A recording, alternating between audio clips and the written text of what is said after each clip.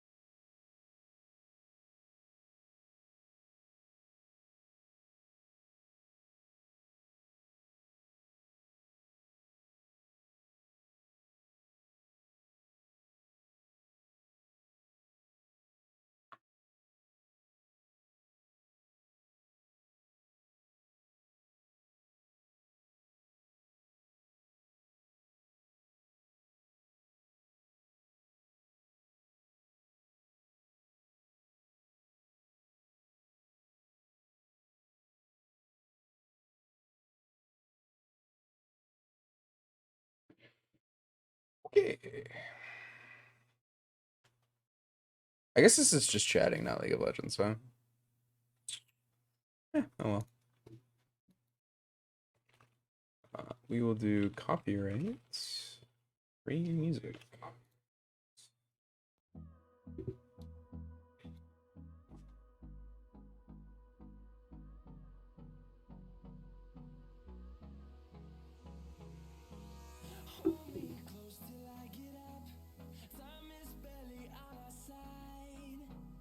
Balding.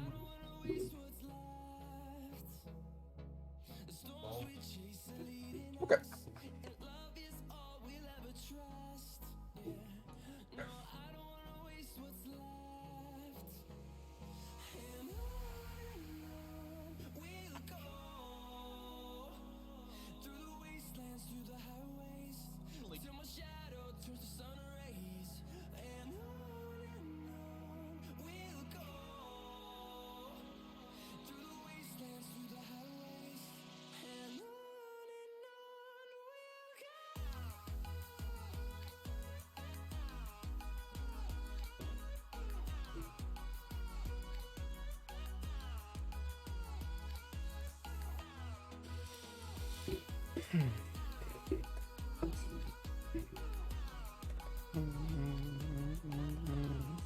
Oh, that's my preview.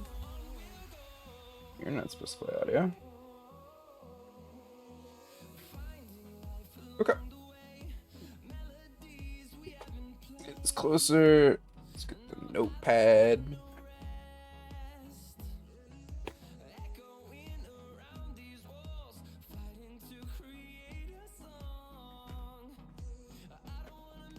Okay. So.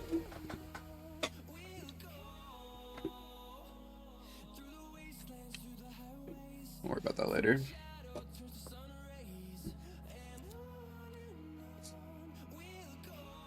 Just get Epic Pen ready.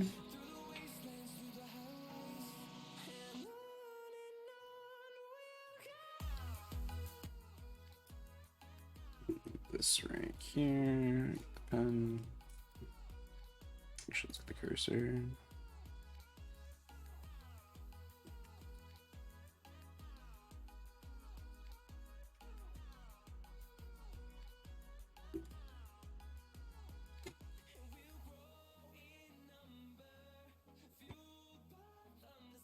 Uh-oh, I'm leaking Gianni on eyes.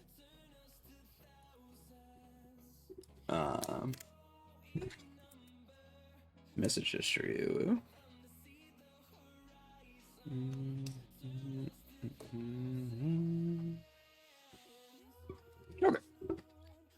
Sure, that could be the reason.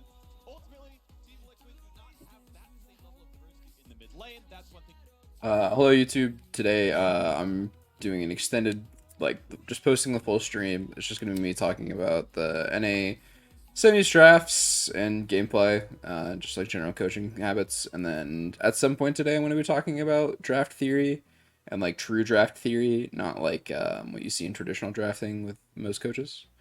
That's sort of like my draft theory and how I view drafting is sort of like the limit of to what I understand for drafting in League of Legends.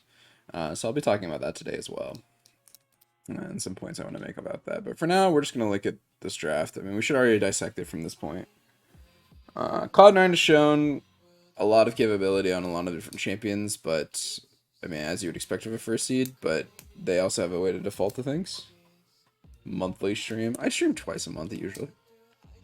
It's Cloud9 bans Gnar, GP Udyr. First pick's Renekton. I'm not a fan of any of that, except maybe the GP ban into Alphari, because it's like Jat loves GP. Like, if you want to talk about someone who has like a very, very like identity or an intent, as LS would say, Jat loves GP. That's why Impact played so much GP when he was on Team Liquid. It's like Alphari plays GP. Not because they're incredibly good at the champions. Eventually, they got really good at the champions because Jat hammered it into their brains that they should be good at the champion because it's been known as one of the best weak side champs. So, like, I'm okay. I'm okay with this, and I'm all right with this. I don't like this. This is stupid. This is worse. This is okay, I want to say. I mean, you could be going for a specific strategy for tactical and core JJ with like, I don't know. I haven't seen these games, so if I get something right or wrong, who knows. But when you're baiting Kai'Sa Lucian, you're not really like stopping anything. I mean, yes, Lucian priority is huge and something they can do, and you're taking away the flex pick. But like, you just left up like every power pick in the game, including Seraphine, on red side, and then C9 just goes like Renekton, which makes no sense to me here. So we'll just watch and get some more info before I continue my thoughts. But like, if I'm Team Liquid, I just watch. Like, if Team Liquid doesn't win this game, I am furious. By the way, because they just locked in Hecarim and Seraphine on red side, both on red side. What? My chat's over here, by the way, so if I'm looking down here, I'm checking chat. But like, I don't know how. Like, Renekton first pick is not that good. You have to, like, does Cloud9 go Renekton in Italy? They have to go Renekton in Italy, right? That's the only reason why they would do this. Alright, great. Fantastic.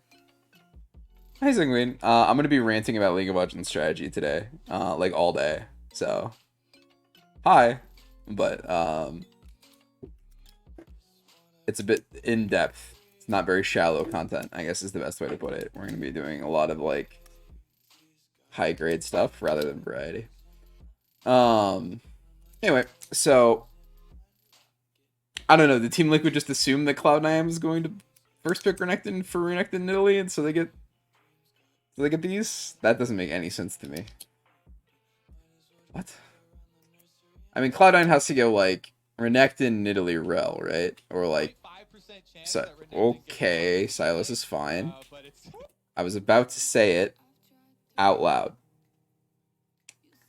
You could have heard it, my S right there. Lurks in my work. Oh, thank you. Lurks up a lot. LS hates this champion, Silas. I don't know why. I think Silas's versatility and like flexibility of the champion, like obviously this is a mid lane Silas. This can't go anywhere else. You literally have the other two theoretical roles locked in. So I don't like it that much here. But you're taking Silas so you can have a Seraphine R on your team, which I guess was the angle that Cloud9 was going for. And maybe there's something you could say from a strategical point of view that's like, that's great, but like Seraphine isn't just an ult key, right? Seraphine W is one of the most broken abilities like League of Legends has ever produced, as well as just like the double ability kit of the champion being flexible as well. And also, they don't have to put it mid lane, they can put it either way bot lane, and it's totally fine. But so we see Nidalee Silas. Right now. This champ select is going extremely quick. What do we see Team Liquid do? All right, Kobe, calm down. What does Team Liquid want? They want Urgot? I'm actually totally okay with Urgot here. Because, and normally I'm not okay with Urgot, but Urgot, one, counters Renekton. Thank God. We have a Renekton counter in Alphari's champ pool. It works really well with Hecarim because you're maintaining disruption on a single target. And you're pushing other targets away with like Hecarim are. It is another ball of stats that wants to go forward through with a Seraphinar. Like Seraphinar goes through the Urgot onto the enemy team. And they have Renekton, Nidalee, Silas. All three targets are acceptable Urgot ults. All three of them are acceptable Urgot ults. So that's fine. I think that's an excellent pick here, actually. If you don't know, by the way, I think Jat is the only coach in like NA that has any hope of doing anything on an international stage. I think every other coach, like obviously Reignover could do something well because he's got Mithy with him, and Reignover did study underneath I forget his name, the previous Cloud9 coach. Oh my gosh. Well, he got to semis. The other previous Cloud9 coach. I can't believe I don't remember his name. Korean coach. Anyway, so I think Jat, maybe Reignover are the only two coaches that have any hope of doing anything internationally for NA here. I see what Cloud9's trying to do, and whatnot. Leona. I think Leona's a great ban here as well. It means you can put the Seraphine bot lane and not have to worry about her just getting like instantly killed. So that's quite cool. For Cloud9 bans, I want to see probably like a Misfortune would be a really good ban here because you're going to be taking that away. Senna or Tahm Kench, so they don't just play Senna, Tahm Kench bot lane here. Also really good bans.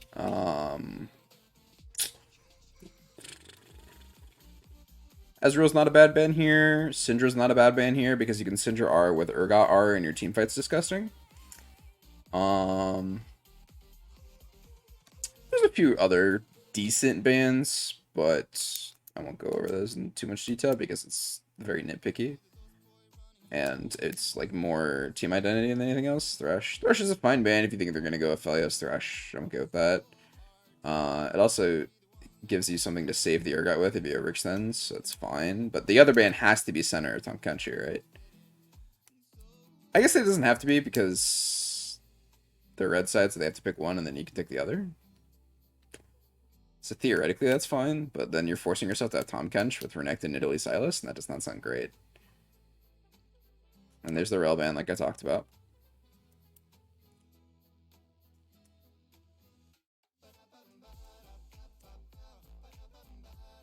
So, Senna or Tahm Kench, I would say are the best bans here. Also, Misfortune still has merit, but you have to pick either Senna or Tahm Kench if you don't ban one of the two here, I think.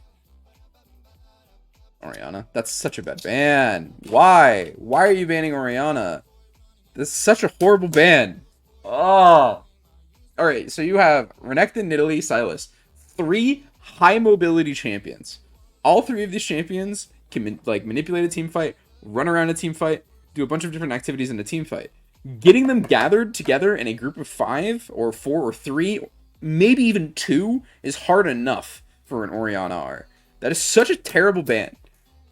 Ugh. Like, yes, you're picking a Silas mid, theoretically blind, or into Seraphine, right? And so Nidalee Silas isn't great in Orianna, but like, you're obviously not picking for the matchup when you lock into Silas third. You're picking for your team composition identity, or supposedly you're supposed to be picking for your team composition identity. I hate this ban. That ban's so bad. If you wanted to ban a control mage here, Azir is a better ban, Victor is a better ban, Ziggs is a better ban even. Like, imagine you play Silas and the enemy locks in Ziggs and you throw your E and the enemy Ziggs presses his E key. You just take like 390 damage at like rank 1 or 2 with rank 1 with some AP or rank 2 with, you know, like pen. Because you just ran through an entire Ziggs minefield. It's like going through a Talia E. Which, by the way, I think Talia should be the appropriate response by Team Liquid here for their mid lane. I think a mid lane Talia into Silas is disturbingly good. and it's also really good under Renekton, and it's also really good under Nidalee, because all of them want to jump on you, and Talia E would just obliterate their HP. Talia mid is the best pick in the game for Team Liquid here. If you want to get like semantics, but like who knows if that's in their champion pool if they've practiced it in the last few months. And I don't think Talia mid is a great pick. Oh my god.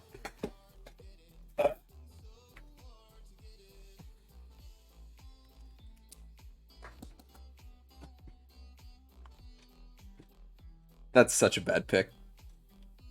So here's why they pick. They pick it because they want to make sure their bot lane has the flexibility of the Seraphine. So the Seraphine could be AD, Seraphine could be support. Right? But Ahri into Sylas, if Sylas plays moderately well, does not lose. He literally doesn't. He just eases the charm. He repositions and then ease you, and then you're going to trade with like REW and Q, and then Sylas is going to go W heal, and he's going to go advantage in the healing. Advantage in the trade. Right? It works well because it can dive with Hecarim, but like, just pick Corki and package in. If you're trying to dive with Hecarim Urgot, I do not see the value in Ahri in any pick ever. Yes, she has better wave clear than Sylas, but like, Ahri is such a bad pick here. Even with Everfrost technology, I don't like it. Like, Cassiopeia. Cassiopeia is just as good as Talia mid here. Fantastic pick. I don't like Cassiopeia as much as I like Talia, because I like Talia more because she can go with the Hecarim. She can move with it. She can move with the Hecarim. She can move with the Urgot, and she can position better off of the Seraphine R, and she can get the W from the Seraphine R. I think there's a lot of reasons why Talia is a better pick here than Cassiopeia, but like the concept that Ahri is better than Cassiopeia is so dumb to me. That has to be Jensen telling Jat something. I refuse to believe that Jat decided to be like, yeah, that's the pick. I refuse to believe that. There's no way, right? I mean, maybe. I don't know what's going on behind the scenes for Team Liquid, but... And, you know, the Ahri might do well, but that doesn't mean it was the best pick here. Callista? I really don't like Callista here either. It's a little bit better because of Ahri, actually, because Callista can, like, fuck up an Ahri if she misses a skill shot, but... I'm gonna have to actually edit this video and blur it out because I just said the curse word. Man. Anyway. I'm okay with Alistar. They needed an extra ball of stats to get space with Sylas and Nidalee here. I think I would have loved like Ezreal Braum. I think that's what I would have picked here. Ezreal gives you the extra like sustained damage from the backline, and the Braum can block Seraphine R. She can the Braum can also like really work well with Sylas, Nidalee, and Renekton. All three of those champions auto attack heavily. And Ezreal Braum can deflate any lane it plays into. What I mean by deflate is I mean it literally can't function. It's like a deflated tire. You have to change it out, or you're gonna destroy your car by driving on it. Pretty much any bot lane in the game, even MF Seraphine, if that's what they go for here, would just get annihilated by Braum because Braum. So I think Braum. This is 11.5. This is an 11.6 Braum buff, but I still think Braum is way better than Alistar here. Because you can also disrupt the Hecarim when he R's in. You can disrupt the Urgot when he's in, right? It's just way too good of a pick. I don't think I need to continue to sell it. I think everybody here and YouTube in the future will understand how good of a pick Braum is there. And the reason why I like Ezreal more than Callista here is because Callista's kind of getting dragged along and whatnot. Now you may be wondering, like, well, if you pick Ezreal Braum, what's the engage? The engage is Sylas stealing like one of the ults, like stealing the Hecarim R, stealing the Urgot R on a low HP target after Ezreal bursts, or Seraphine R, of course. That's the more engage you do, because you go like flash W with, or flash EW with or E flash W with Renekton, right, into Nidalee Spear, into Sylas R, into Braum R, right, and you play her then his front to back. And your neutral things, where you can bring them into drag pit, because you have an Italy, and you have a Renekton, right? So you can move the Nidalee around early. You should be able to take an early 3v3 with Ezreal, Nidalee, Braum, because you have Braum passive. You could be able to stack early Drakes. I really don't like the draft from Cloud9 still, though, because you still have a Sylas at the end of the day. And while Sylas is fine, I would have preferred either an engaged mid laner here, because he went Renekton in Italy, or I would have preferred a wave clear mid laner that could have gotten priority for early Drakes, and a better team composition with Braum. But you've locked in the Sylas, so you're forced into this, like, funnel, which I don't like a lot. It doesn't seem like it's going to go Ezreal. I think Ezreal's totally fine. I don't think Ezreal's a bad pick. Pretty much in any scenario, outside of, like, obviously some very, very bad for Ezreal scenarios. But those are far and few between. I think Ezreal is, like, a blanket status good champion to pick. I don't think Ezreal is a champion in League of Legends that suffers from any particular matchups too heavily. And always, like, Ezreal will always play like an Ezreal, right? He'll always scale into the later portions of the game, and do very well because he's always going to do the most damage in the game. Excuse me. Chair slumped down. He's always going to do more into the game because, well, it's Ezreal. So, if I had to give you numbers, you replace that Ahri with, like, 18 different mid lane picks. Like, I'm imagining, like, a Zoe here, and that just makes me so happy to think about. And, like, among, like, any other things. And, like, ugh. I hate the Ahri. If this was not Ahri, this is, like, a 9 out of 10 draft for Team Liquid. If this was with the Ahri, it's, like, a 6.5, maybe a 7. Like, I don't despise Ahri, and I do think there are some situations where she's a good champion. Barely, but there are just better champions at what she's supposed to be doing. Like, I don't want a Sylas with an RAR this game. I don't know why you think Sylas with an RAR is a good idea. Sylas should not Q-max this game. He should W-max, he should steal RAR, and he should be huge disruption with Everfrost in this fights. Or stealing Seraphine R, of course. Obviously, you should steal Seraphine R before you steal RAR, but... I think Cloud9's like a 6 out of 10. I really don't like Renekton in Italy, because people have learned to play into it, and people have learned to develop counter technology. I really don't like Sylas blind, or assuming, like, the reason why you pick Sylas there is because you're forcing the Seraphine to go away from mid lane, because Seraphine into Sylas is rough, especially with jungle assistance. But, yeah, I really am not a fan of either draft here, honestly. But if I had to give a favor, I would give it to Team Liquid here, rather than anyone else. So we're gonna skip around. Alright, normal starts. Hecarim's going leashless here. I think that's fine, because Tactical and Core JJ want lane priority into Kalista, and Alfari really wants lane priority into Fudge, so he can, like, do an early trade with the E. Like, I'm sure we can watch him do an early trade with the E. Oh, we can't do an early trade with E because Observer... Oh, there we go. See... and this is because he's not leashing, right? He would have just gotten to lane like 3 seconds ago, and he wouldn't have been able to look for this like really nice E play for Urgot. This is why Urgot is a Renekton counter, is because he can actually punish the Renekton at level 1, which is usually how Renekton wins lanes, is he just gets to walk up to you, auto Q, auto you, and just walk away or something. Urgot forces the matter and puts it into his own perspective. Actually, personally, I took, I can't remember his name, General Sniper. I took General Sniper to school, playing the Urgot into the Renekton matchup a bit ago. That was really fun.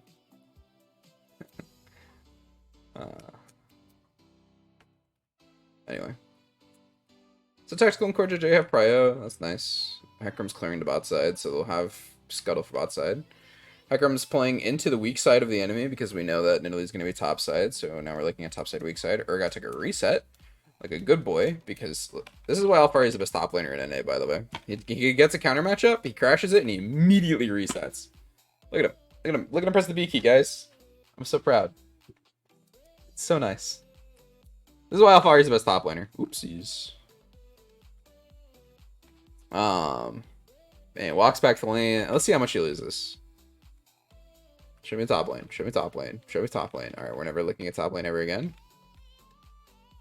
Alright, we're never looking at top lane ever again. Whatever. But, I mean, he got a reset, and he made himself not be able to get exposed. because of that reset. So they just understood what the strong side was because it's Renekton in Italy. You pick the counter matchup before Italy can get a proper gank in that area. I like Vulcan stopping the freeze here quite a lot. I don't like. I mean, I like Core like making his recall timer worse. Because this is also delaying a possible Alistar mid row. So I like that, actually, now that I think about it. Oh, look at that. Look at that counter pick. Look at it. Look at it. Look. Look. Look at him. Ooh. That E hit? Jensen was in so much trouble. Like, he has to reset if that E hits. Otherwise, like, Nidalee and bot lane are just going to get counter prio.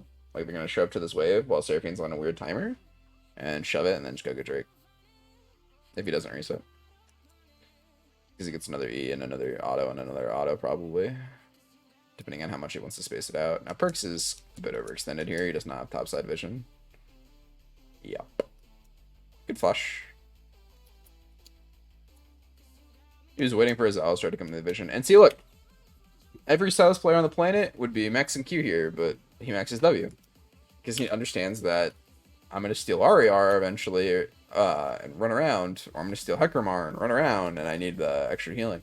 Also, when Ari is going to try to all-in you on a trade, because she took Ignite, and you're going to expect her to take Ignite, which is fine, you should be totally fine. Alright. We're just hanging out, I guess.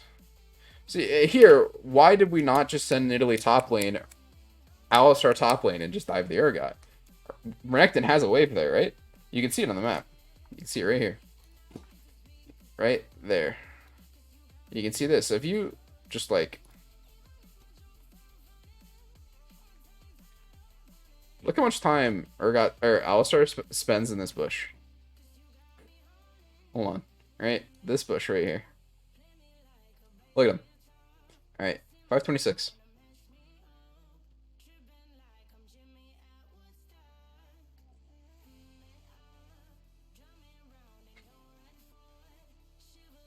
Meanwhile, could have been moving top lane. 14 seconds. Nice. Really got close. I got to miss probably going to miss like half a wave because of that. Oh, and now Blabber's coming top lane. They're gonna dive 2v2 with Renekton. Or 1v1, I guess, because Centaur's on a weird timer here. Alphari fucking trolled that E. Ugh. Imagine Alphari. Imagine, for me, if Alphari, first of all, backs away from the wave to begin with. If Alphari just walks away and waits for Hecarim to get here, that's so much better. But this E, so bad. You're not generating anything with this. You should be like distancing or going into your wave, right? I would E into my own wave. Because one, I'm getting closer to my Hecarim, and I have Flash. I'd probably E Flash. Or just save E and just Flash into my wave, so I can go back on them. Because one, I'm probably close to 6, so if you're still going to be in XP range if you Flash into your wave. 2, you're getting closer to your Hecarim. And 3, Nidalee can't hit a spear even if you're stunned, because you're in your wave. But instead, he E's into this guy, he gets a shield, and then he's like, alright, I'm going to shoot him with my guns. Bang, bang. And then Centaur shows up. He E's the wrong target! No way! Who is that? Tycon? Oh my god. Wow. There's no way he did not E Renekton here. Either Renekton! Oh my god. That's so bad. NA's doomed. Maybe Jason for a while. Like, when he E's the right target more often, I'll praise him. I'll say, is that Tycon when Akram E's the right target? When Tycon E's the right target more often than not. Anyway, we're watching NA lose all of its hope for international success. What the hell is happening bot lane? Okay, so Vulcan flashed, Q flashed.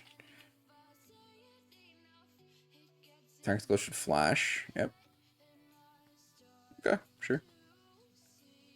Traded flashes. I'm happy that Tactical didn't heal and then flash. One, while the ignite was on, and two, he would have burnt his heal for virtually nothing. So that's nice.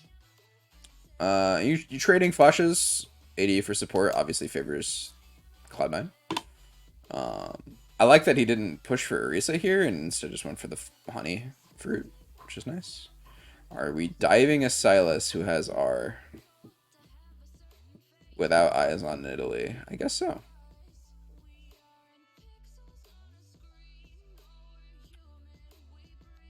I don't see how that's a good thing. Okay, he's burning that wave. But if Nidalee was good, or if Nidalee is good, okay, Blabber. Okay, Blabber. Get him. All right, Blabber. Blabber? Hello? He's lost. If Blabber's any better right there, like Canyon's there for the counter gank, and you just get 2 kills. Or Vulcan's looking at a mid roam because that wave's crashing. Like all you like the reason why you'd be there for that is because this giant wave is crashing. They have the counter pick, okay, so one thing that you can count on in League of Legends from like the draft phase is that when you're pick the counter pick in good teams, and this is explicitly for good teams, so 80% of the Tempest League not included in this, but when the and that's just honesty, I'm not trying to be a dick. When like you pick the mid lane counter pick, like they wanted Ahri into this, and you pick a counter pick on the map for a solo lane or even bot lane, when there's a big wave like this, when something's happening here, maybe make the partner thing a little bit smaller, blocks all of closest items. I see. Well, here's what I'll do.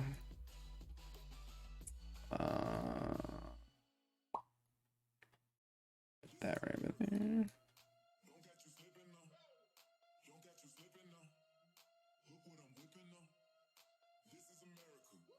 How is this not copywritten? What? It's not even that guy's fucking song. Alright, how's that? Does that look better? I'll check the stream. Yeah, it's better. I mean, we're blocking a bit of the map, so what I can do is I can just do this.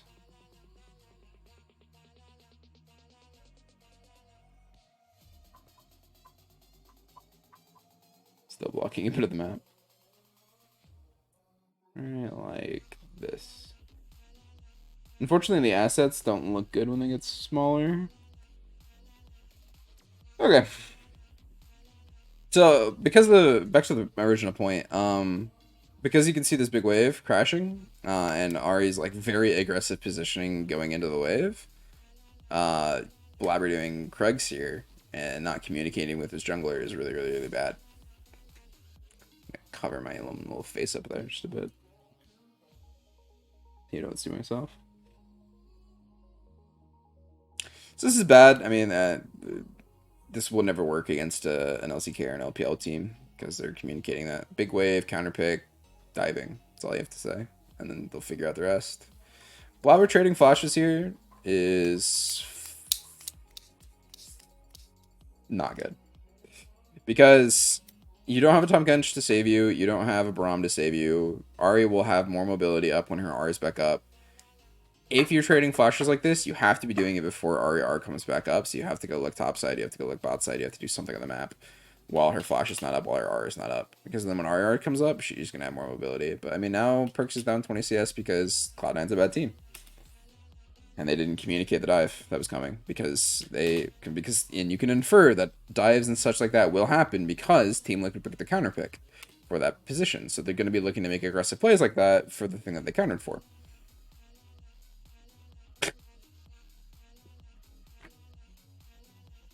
Just skip past that.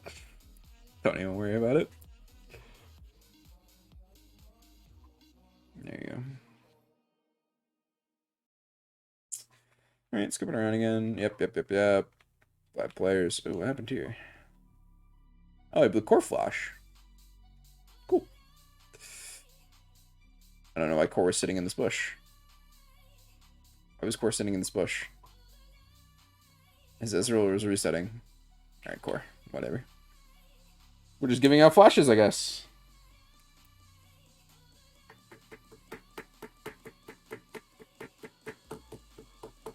Okay, so Blobber did the thing that I said he should do, which is go top or go bot, grab something while RR is down, so she doesn't have the mobility and doesn't have the safety to walk around the map. What I would love to see, what I would have loved to have seen from Team Liquid was attacking bot lane here, like really hard.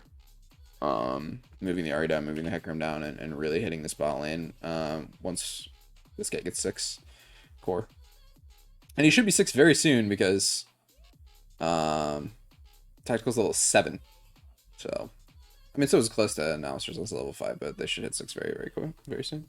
Unfortunately, it looks like they're pathing top. There's nothing up there. Except 300 gold on Renekton. And maybe this other wave that's coming in. You can see this other wave. Oh, alright. Well, they're finally showing a stop lane. Renekton got that wave. If you were pressuring the Renekton before he got that wave, it would be better, but he's good vision because he's been able to play up for the entire counter matchup, which doesn't make any sense. It makes sense because of the top lane dive that Santorin threw. Nice. I need to get a haircut and trim my facial hair. I'm not looking good. Oh, there's the Ahri counter. Look at him lose 250 HP instead of just straight up dying to any one of Silas's actual counter picks. Thank God we have Ahri in our team composition. I'm going to be so mad if Team Liquid wins with Ahri. I'm going to be so mad. Like, it's still, like, it's a champion in League of Legends, so therefore it has merit, because Riot works really hard on balancing champions to be at least somewhat palatable, but... Perks, what are you doing? Perks. Perks. Get it! Yeah! You got the cannon.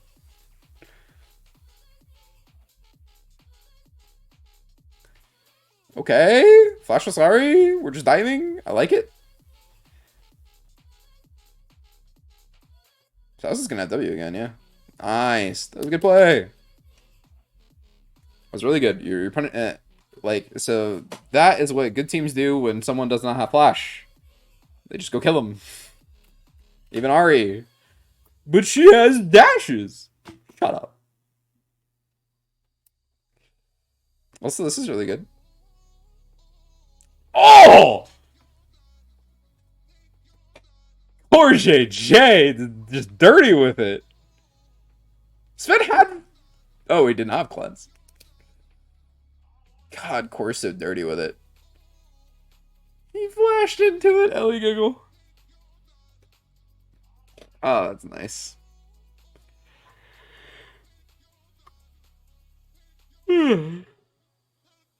Alright, here you're excused for not being here to counter this. I think. Maybe.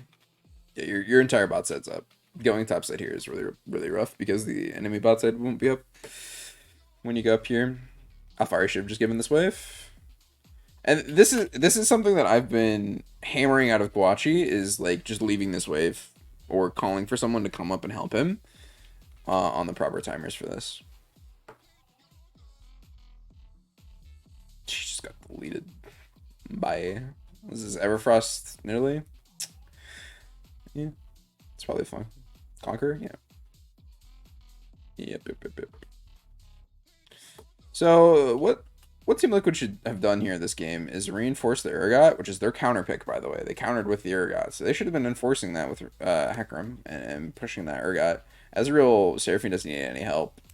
Ahri does not need any help, but instead Hecarim's fallen 10 CS behind in Italy at 12 minutes because he wasn't going to a strong side.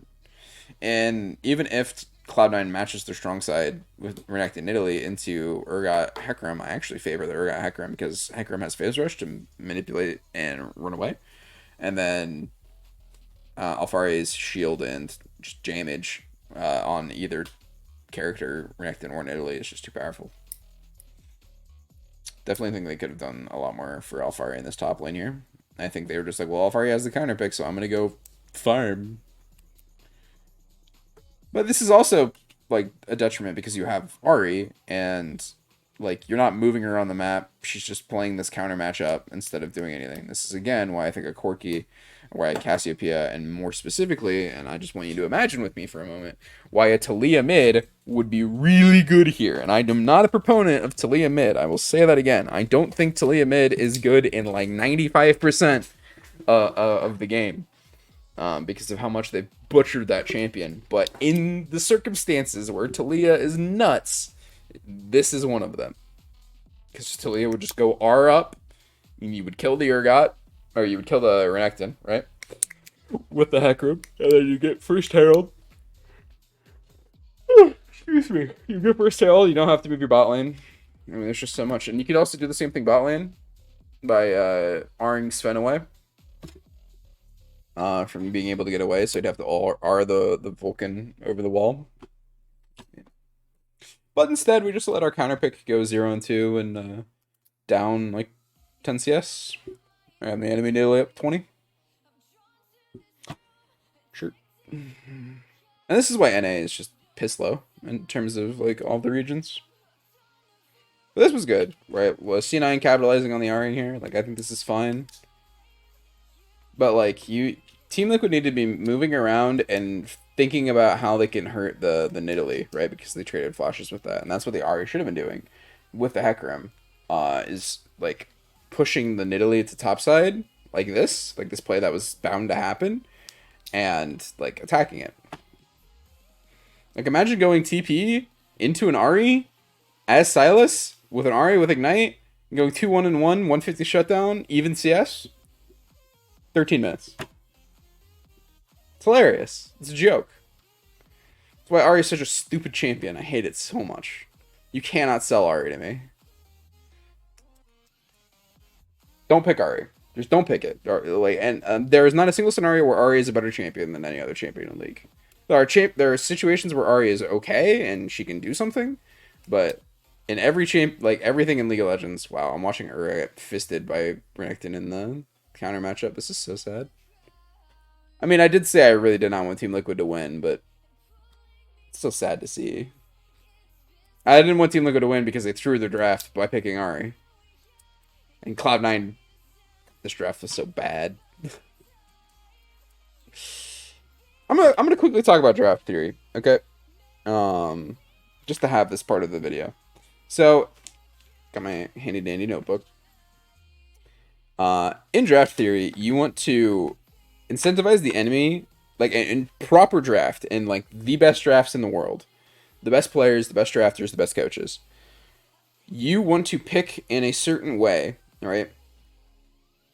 And obviously metagame changes things, but for example, if I first pick Seraphine, I know they're going to pick something that wants to attack Seraphine. So because I know they're going to pick something that want to attack Seraphine, I can quantify what those picks are. So what are picks that attack Seraphine? Blitzcrank, dive champions, things of that nature, right? So all I have to do is just make the rest of my draft, like my pick 2, my pick 3, if I'm blue side, first pick Seraphine, my pick 2, my pick 3, Senna Tahm Kench. Now their dive is a lot worse because we have Tahm Kench, we have Senna, maneuverability, right? And Seraphine's like mid lane. Sure, we've locked in where our Seraphine's going, so the flexibility looks bad, so our draft looks bad. But no, we actually like have like maneuverability in the rest of our pick 4, pick 5, right? Because we're getting a guaranteed either better jungle matchup or a guaranteed better top lane matchup. And you play to that for your strong side because you shouldn't play to Seraphine's strong side. And if you play to Senna Tahm Kench's strong side, it's a viable option. But you're reinforcing like more variety in your draft. And you're picking Senna Tahm Kench because the enemy team wants to pick something that dives. You don't have to pick Senna Tahm Kench here. There are other champions. I just like Senna Tahm Kench a lot. My team likes Senna Tahm Kench.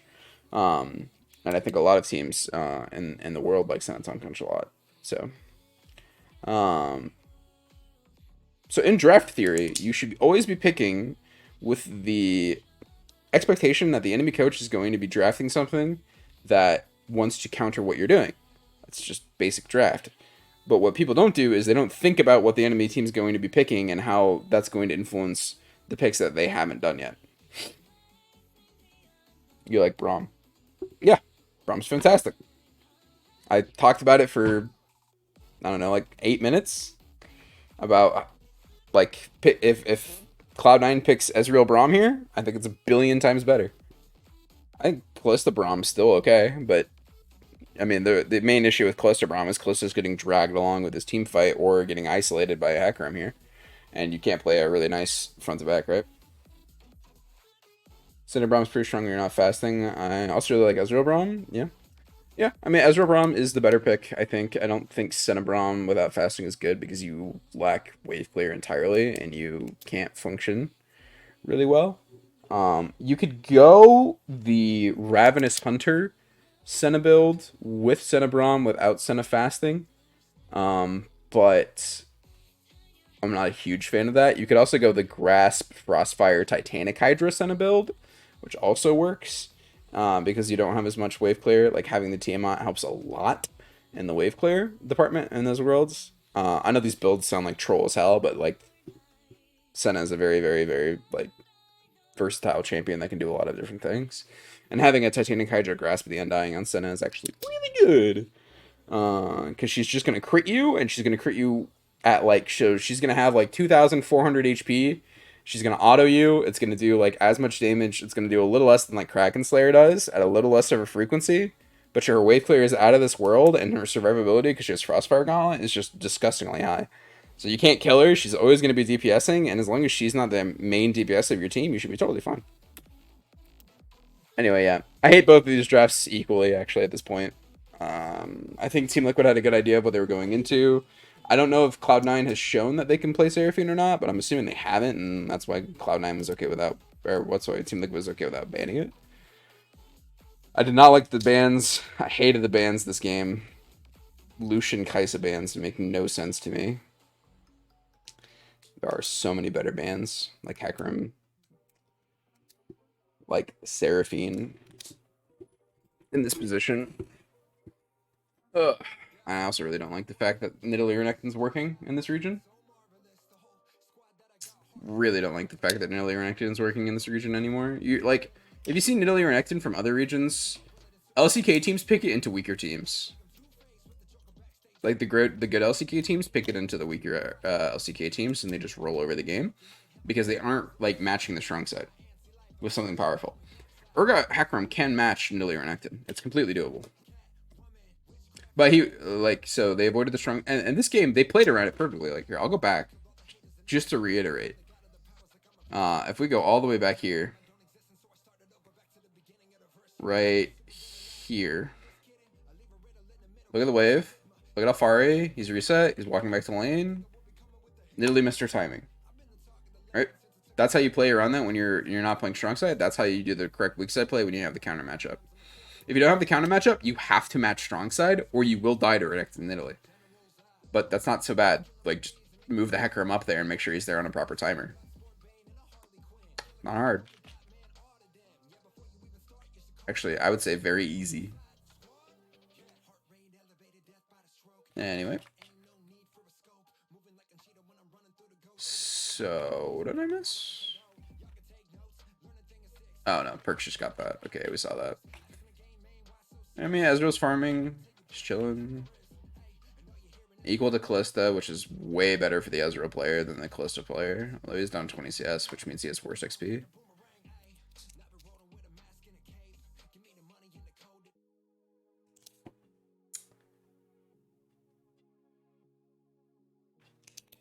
What do we want to do? What picks of theirs are good against? What we want to do that? Which we further on my could we draft the ability?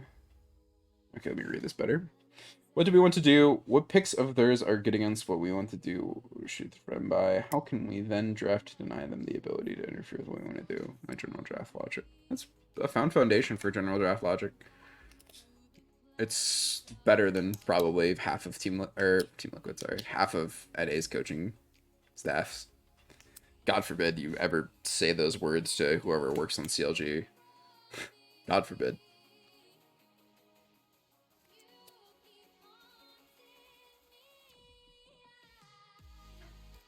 I mean, here, it's just fine. I mean, I really don't like the fact that Team Liquid isn't looking for something here. Because now, the next Drake, where Cloud9 is going to be even stronger, because Nidalee is going to be hitting Hourglass, Renekton's going to be hitting, like, Sterix or whatever, right? I guess Seraphine did not have a Mythic. I didn't see that until just now. And Urgot does not have his Mythic. So I guess giving this is okay. That's my bad. I didn't see that they didn't have mythics, but I still really don't like the fact that you're giving this Drake here. I get caught up sometimes in reacting to the enemy picks to the point where I forget the answer to the first question. What do we want to do? Yeah, the main thing I focus about in draft theory, here, I'll just walk you through a mock draft. So, like, let's say blue team wants to be playing, like, farm jungling and playing towards strong side. Red team wants to be playing towards bot lane. So, good bans to counter. You want to get rid of utility. So you want to get rid of utility because you're blue side, because you're going to do farm jungling strong side, and Thresh removes your strong side. If you're playing towards bot side and you want to do things, then you want to remove the ability to disable your bot side play, so you get rid of the Morgana. Now you can see the Morgana, there's like 3 different outcomes here. They could be removing the bot side equation, they could be going for a specific champion or something, and they could be developing something else in a particular way. Here, I would say very clearly the best ban in the game here is Leona, and we ban a 3rd support here in this draft. This is like the best possible pick in the game to perpetuate bot lane's play is Leona, like 9 times out of 10. Now because they have this like Leona pick, they could ban like another bot lane focused ban. They could do something more like flavor of the month, right? They could get rid of the Seraphine because they're red side, so you'd see like a Seraphine ban here. You might see a Seraphine ban first because you won't be showing them that you want the Morgana out of here. But I don't mind it because you're going to be burning an aggressive ban from the blue side, and you're going to get more power picks double side on red, right? So Leona goes, so you do like a Leona ban here, and then like depending on what you want, right? Maybe you want the Hecarim and you don't want them to have Volibear. Maybe if you ban Volibear and then the enemy team goes and bans Hecarim, right? Then this frees up blue side to go first pick Lilia. This frees up red side to pick whatever bot lane like focus that they wanted to do. You know, maybe like Samira Alistar, Senna Tahm Kench, something along those lines. They don't have to pick their jungler here because blue side already picked their jungle. So if I'm red side here and I'm thinking about what like exact things I want to do, right? Like what things I want to perpetuate into getting like a high like frequency for my lane, I'm probably going to go like 2 patches ago, I go like Kai'Sa Nautilus. I still might go Kai'Sa Nautilus. I think it's totally fine. The Nautilus counters, Thresh, Leona, and Morgana are all banned. So I think Nautilus is great. Yeah, Kai'Sa not Zyra Khan. I don't think Zyra Khan's good into Lilia specifically because you have Nautilus R for Lilia. I don't think Khan does as good a job as keeping up with Lilia. But because you have Lilia here for blue side, you want to pick something that works well with it, something that can function decently into the thing on us. I picked Jhin here. And then I don't have to pick my support, but I should pick my support because I see Kai'Sa Nautilus, and I have to think of myself, okay, what's the best pick for Kai'Sa Nautilus here? I mean, there's a lot of different picks. I gravitate probably more towards like Set here, or where the fuck is it? Trying to think. I probably do Set, because it keeps things away from that, and you can focus the Nautilus down later in the game. But there's another option that I can't remember the name of. Galio. Galio is also pretty good here. But if I'm Kai'Sa Nautilus and I'm picking towards my bot side, Galio's again a pick I would probably look to pick here because it lets you go like Nautilus Q into Galio R. You can also look to pick up your jungler here. Let's say you want to do something really aggressive. I think Olaf's a great pick here because you have the Nautilus. And then you pick an Enchanter mid or an Enchanter top and you're totally fine. Because you're picking an Enchanter mid or Enchanter top, you can also feint like a Gnar ban here. So they're going to see this Jace, they're going to think Gnar or an Enchanter. If you're a really good coach, you think they're be picking an Enchanter here, but a safe ban here is Gnar. You don't really want to play it in your team fight anyway because you're playing a spaced out sort of like pick team fighting composition, and Gnar, while it works in a team fighting composition, does not work out in a spaced team fight composition. Here you want to look at like what best mid laner can this team pick for themselves. Set can also be a flex pick mid lane, which is why it's good, and it's also a flex pick top lane, which is why it's a phenomenal pick here. Here I want to take away from like their way to like disengage us and disrupt us. Like in general, they're not gonna pick Jarvan because they already picked Lilia, so they can't keep down the Olaf. So Olaf's like free, right? And I also really like Olaf into Lilia because the slow is great if you can hit it with the Nautilus, of course, specifically. And then here, like looking at this team comp, what am I most afraid of coming out from the enemy team? I'm really afraid of Camille Galio here. I'm really afraid of getting locked down and them keeping us out of a way to maneuver in our team fights. So, you know, we look at the side on red side here, we look at, you know, the maneuverability of set, we can think of set counter picks, we can think of like mid lane priority. You know what the absolutely best pick here is? Gangplank, 100%, not even a competition. Gangplank R lets you space out the fight, lets you get the Nautilus R in, it keeps the Lilia, Jhin, and set all down. Gangplank's the best pick in the game here. Now, of course, that means you're going to be picking like a more enchantery mid laner. I'm probably going to go like Karma here. Blue side wants to look at this. They think about like what their picks are. They want to pick something that's really good into the boys. Camille's fine. I don't think that's Camille there. I was rushing myself on time. I think Irelia is probably a better pick here, or perhaps a Rumble, or obviously a ranged top laner to kill Gangplank barrels is also quite good here. But Camille also works totally fine. You get a Camille R, which is why I was thinking about Camille R'ing it off here. And then I would probably pick the Azir here. I think Azir is quite potent at dealing with what the enemy team's trying to do. Ziggs is also really good. And then you just lock in the Karma mid here. Oh, right over here. Right, and this is the draft. Enables the off, how much to stay in fights long enough to get them while they're trying to space stuff out. Exactly. Which is what I said when I said Karma. So when you look at like these two team compositions, both of them can win the game, right? Both of them are doing what their identity is trying to do. Jhin Set can beat Kai'Sa Nautilus because Set can just be the focus of what Nautilus Kai'Sa are trying to do, and then you have the big A, like the giant, you know, damage and the huge shield to stop the all-in trades. So you're prohibiting what Kai'Sa Nautilus can do. You have a better farming. You have an equal farming jungler with Lilia with better team fighting capability. You do have like terrain poke for the Olaf, and you do have a Camille that can 1v1 GP well enough later into the game. Now, if I wasn't doing Camille here, and I'm actually going to think about this for a moment, because I felt a bit rushed because I was doing both picks, I actually think the best top laner in the game here for our boys here, I think Lulu's quite good here. I think Victor's quite good here. I think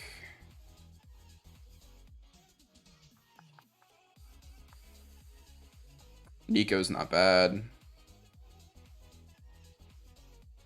Kennen was the pick. That's my bad. Kennen should have been the pick here for instead of the Camille into the Gangplank. I think for sure. I think it's Kennen. And that's just me for, you know, picking two drafts at once. So if you replace this with Kennen, so this is just Kennen. Okay, that's terrible. Hold on.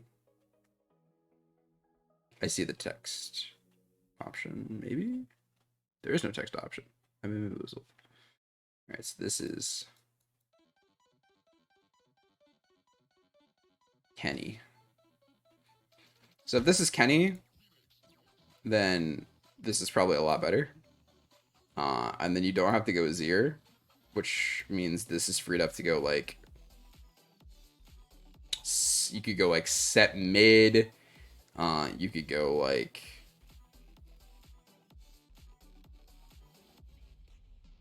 Tristana mid's not bad here.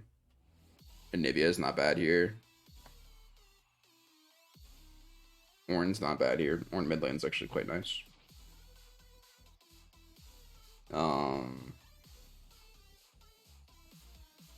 Lux is really good here. LeBlanc's not bad here either. So there's a lot you can do here, and this is just like two drafts that are playing into draft theory that are playing into each other. That's what I was trying to show here. And I mean the Camille and whatnot, and the results of both drafts just okay. I would say it's not like the best drafts you've ever seen on the planet, but not what I want. But in general, like this is like two drafts that compete with each other relatively well. And these are like actual drafts that are thinking about what they want to be doing and are banning because of what they're thinking about what they want to be doing, rather than the other way around, which is, of course, drafting because, oh, strong champion me ban. Like you see 9 times out of 10. Like, I don't see how this game plan from Team Liquid banning Kai'Sa and Lucian helps you at all. What is Kaisa and Lucian going to do to this enemy team comp? Nothing. Literally nothing. Terrible bans.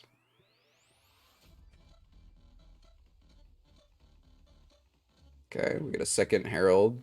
We're taking top side. We're continuing our strong side here. It's 18 minutes and Alfari still does not have a mythic. This is why you always play strong side towards your counter picks. And Santorin's just AFK farming literally this entire game and pressing E on the wrong target. It's just so gross. But we'll go forward.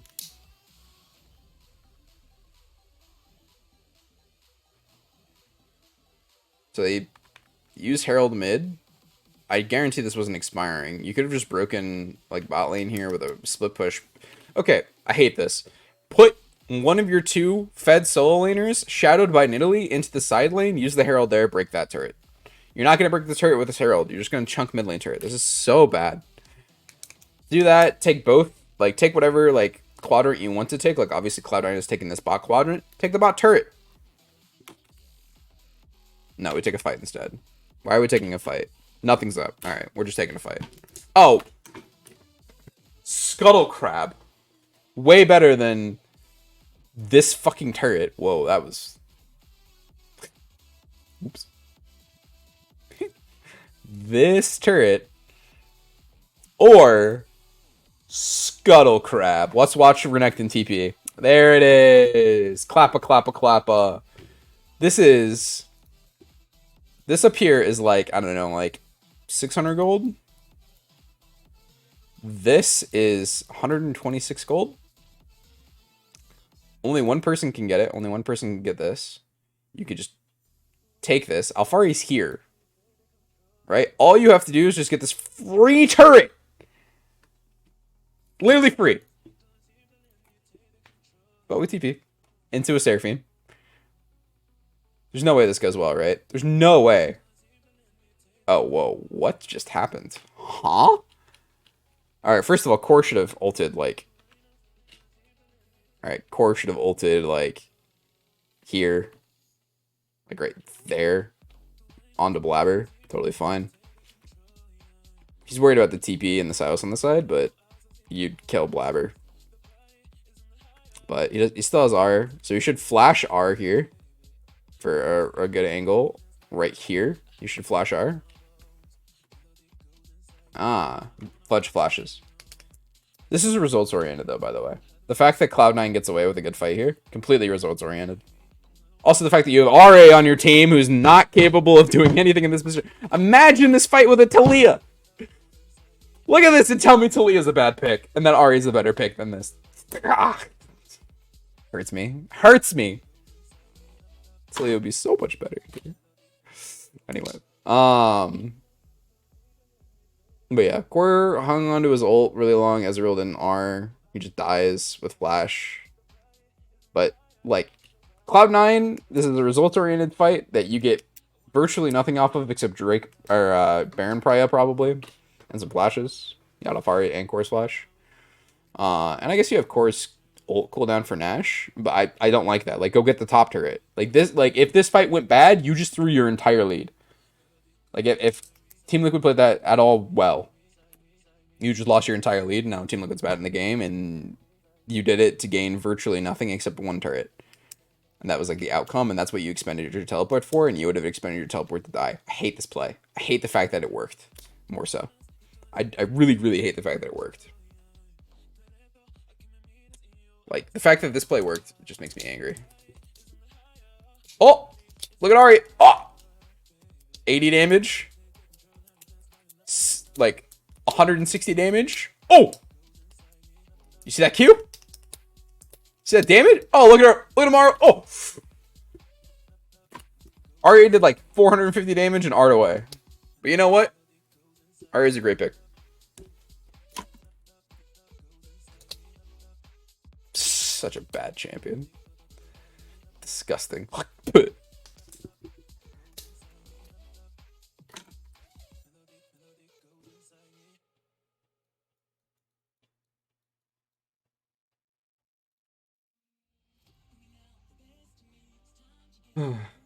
Total gold. Oh, look. Jensen's got more gold than his entire team. He must be carrying. Yeah, you show him, Ari. You get away from that gank. Burning your flash and ult. You show him. Thank God Silas has been held down by this Ari counter pick. I'd be really worried if Silas was like 3-1-1 or something. That'd be really, really concerning. I really hope Jensen did not ask for Ari. I know he's picked Ari before, and I know he's liking Everfrost Ari. I don't know why. Like, I get to R over and Everfrost people and then charm them for free, or charm them and then Everfrost them for free. Cool. It's pick LeBlanc. You get to chain them for free, and it does more damage.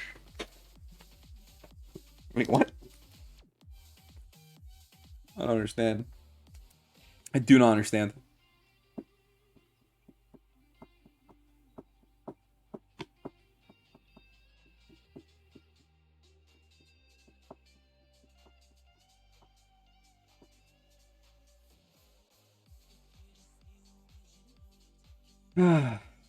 Anyway, this is my region. Actually, this isn't my region.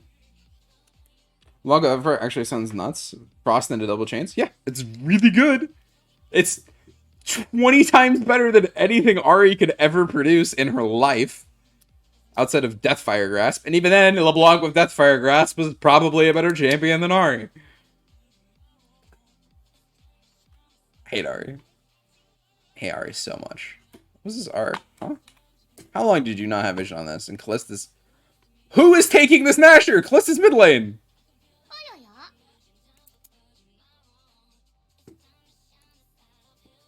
Hi, Squanton. Welcome to the stream. Casual node. I was an ADC during those days. Bro. I have words for Deathfire Grasp. People try to tell me recently that Horizon Focus was as good as Deathfire Grasp. And my mind exploded. I was like, you are so dumb. Like, 10% more damage. It's basically the same item. It's like, no. Deathfire Grasp gives 5 more AP, cooldown reduction, 10% more damage, and max percent HP damage. Not even missing HP. Or flat HP. It was percentage of your max HP. So if you were a Mundo with 5k health, and that thing hit you for, I think it was a high number. I don't know how high, but it could do like 500 damage just by pressing the button. Point and click 500. Like, gross. Disgusting, stupid, broken, dumb. So glad it's gone. Horizon Focus is what it should have been, I guess. Yeah, you show him, Fudge. It's actually probably dead here. Why is he here? Are you lost? What? Just go kill Silas. Why are you here? Go home. Go kill Silas. Like, people trying to tell me that, like, NA is a good region. Team Liquid is struggling with strong side, weak side play as hard as my Caribbean, like, not even a wild card region is struggling with strong side, weak side play. They're struggling just as badly. Like, this is equal. People, whenever, like, I tell people that, like, NA is a terrible region, they don't believe me. This happens. Put my players who play on, like, 70 ping, and have to play, like, in bad conditions into the conditions and the multi-millions amount of dollars that Jensen's getting paid to play Ari. Put my players in the same position and they'll do just as good. So stupid. I hate NA. I love NA, and I really want NA to succeed. And there was a world at Worlds where if TSM was playing their, like, Shen Jungle and, like, Zillion Midwell, and, like, they were doing that, we could have had a run. And Team Liquid in 2020 at Worlds could have made a run and then didn't. I have so many things. Chillbring makes Squan feel some type of way. Ari makes him feel good. I don't care, dude. Ari's the worst champion in League of Legends. You cannot change my mind. I would rather have a Yuumi mid. Because then my Yuumi... Oh my god, Alfari, you did not just miss your R.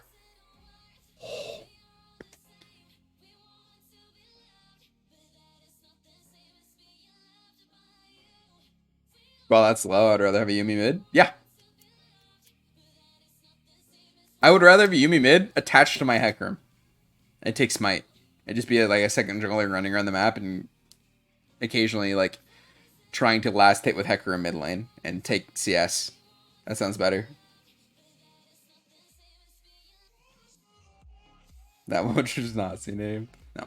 Ahri is the worst champion in League of Legends. You cannot change my mind. Every redeeming factor of Ahri can be found better on other champions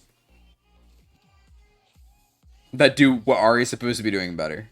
It's just wave clear. 20 different champions have it. And if you're trying to say it's like a jack of all trades, master of none, yeah, you're right. It is a jack of all trades, master of none. In League of Legends, where champions are picked to be a master of something.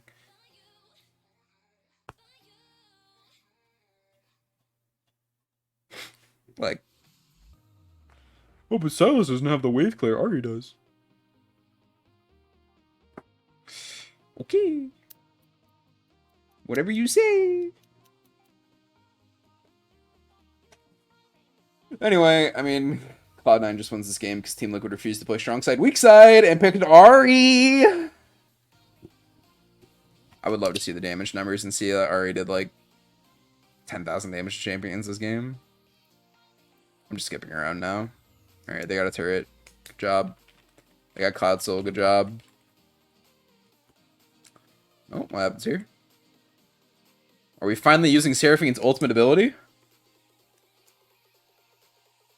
Yeah. Nice. Thank God we had Ahri to follow up on that Seraphine R. I'd be really worried if we didn't have some form of 800 damage to show up after that. Be really disconcerting. Be really, really sad if we didn't have Ahri to do this massive amount of damage onto the enemy team after this charm hits. Go. What happened? Promise me you'd do something. You didn't do it. Walking the door, it stinks to hide at home. Would you like me to go take garbage out? Is that what you're asking? Yes, it stinks. Okay.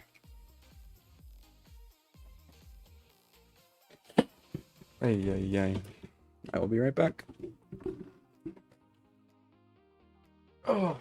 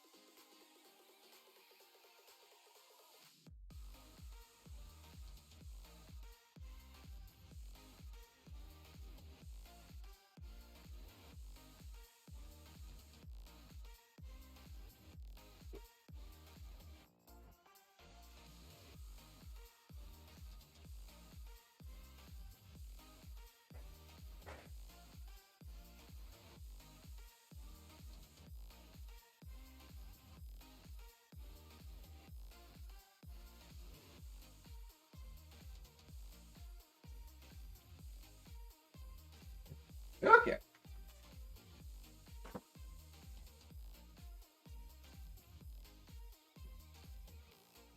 Real life RA terms more from his stream. It's just my mom. Been living with my parents because of COVID. Okay. Anyway, back to the topic at hand.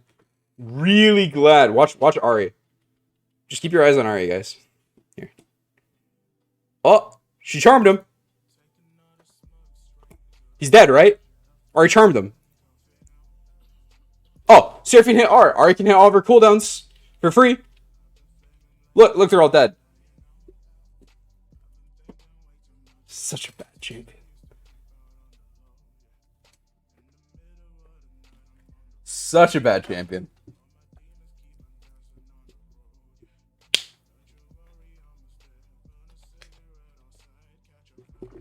Disgusting. Anyway, they lose, right? I'm just gonna skip the end. Yeah, they lose. Hey, look, Silas finally still Seraphine. Tactical's just like, just kill me. Get me off this team. I'm too good for it. Alright, cool. It's good to game 2. Whatever. Totally not worth my time. Alright, let's look at the bans. Team Liquid continuing to ban Lucian. I guess Perks' Lucian's just too good. Maybe I missed something. Bar is low enough that she'll probably still get top damage still. No. She has an Ezreal on that team. I guarantee you that she's not going to get top damage. And I guarantee you every member of the enemy team except Alistar did more damage than her. I think I just getting flexed on by the Lucian pick? I guess. I mean, maybe Fudge plays a decent top lane Lucian and they want to play Alfari's GP? Maybe? I don't know. Lucian's a fine pick. It's just circumstantial at best because it doesn't, like, hilariously enough, it does not scale greatly. Yo, what is Fudge? This is not what Fudge looks like. There's no way this is what Fudge looks like. I've seen Fudge. What is this? This is like the low res, like, he looks like he's got like his hands on his sides, like he's like hunching over. Oh man, dude. Whatever. I'm not here to flame him. It's just that is not a flattering photo for Fudge. What are they trying to do? All right, everybody besides the Chad European guys, put your hands in your pockets so we know who's got a big pee-pee. All right, Cloud9 gets Rel. I want to see any of Rel's counter picks. So we just bully now. Look, this is not a good photo of him. I'm not saying Fudge looks gross, but you cannot look at that photo and tell me. Like, look at Perks. Look at the size of his head. Ha! Look at him. Like, his torso is like this, and his head's like this. He's like a Roblox character, man. This guy looks like a green bean. Like, whoever did these photos and like photoshopped them deserves to be fired.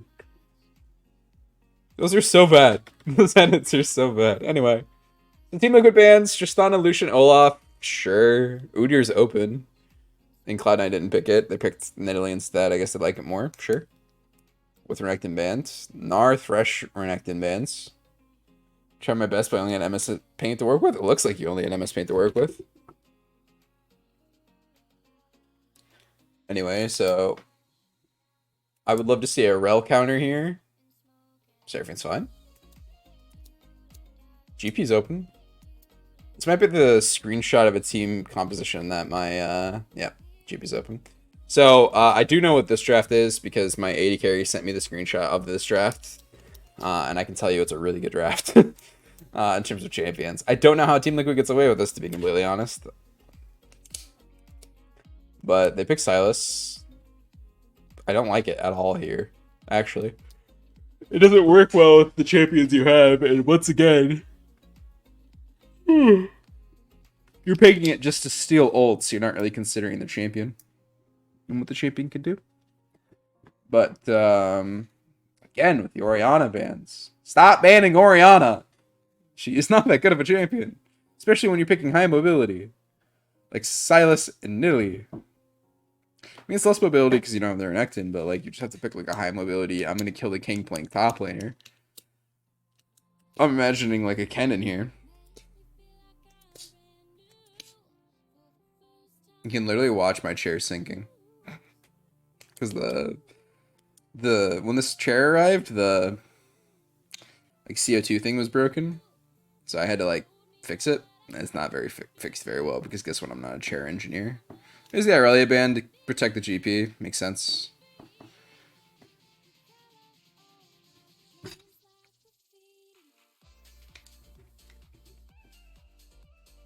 This copyright for music's pretty good. I feel like I'm playing a dating sim and I'm in character creation. Nice. Rise ban? Rise ban is a lot better than an Orianna ban because Rise can keep these mobile champions pinned down. Guess R3 would have been fine for C9 over Silas, no? No. Because you're showing your entire bot lane, and then like Team Liquid knows what AD carry they're picking into. I like a Gragas R3 here, to be completely honest. Or a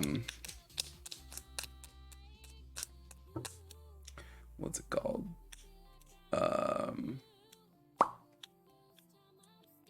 I can't remember the name of the champion. Aw, hold on.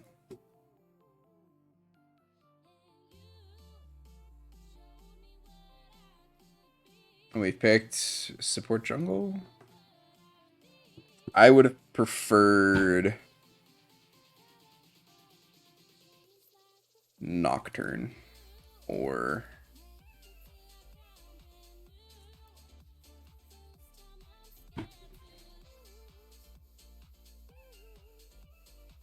Aurelia or Tristana. Oh, Tristana's banned.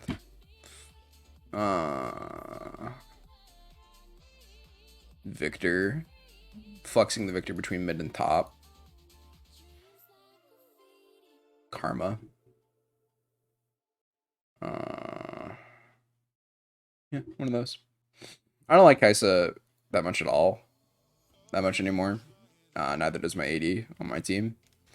We'll still pick it, but like it's more situational than it was before because of the repeated nerfs to the champion.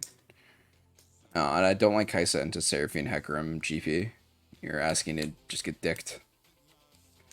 Is C9 really picking Scion into... Okay, sure. I'm excited to see what they have for AD carry for Sven here, and it better not be Ezreal. Okay, Ezreal's banned. Alright. Let's see what they do.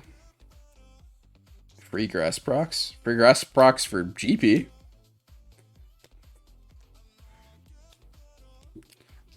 Okay, yeah.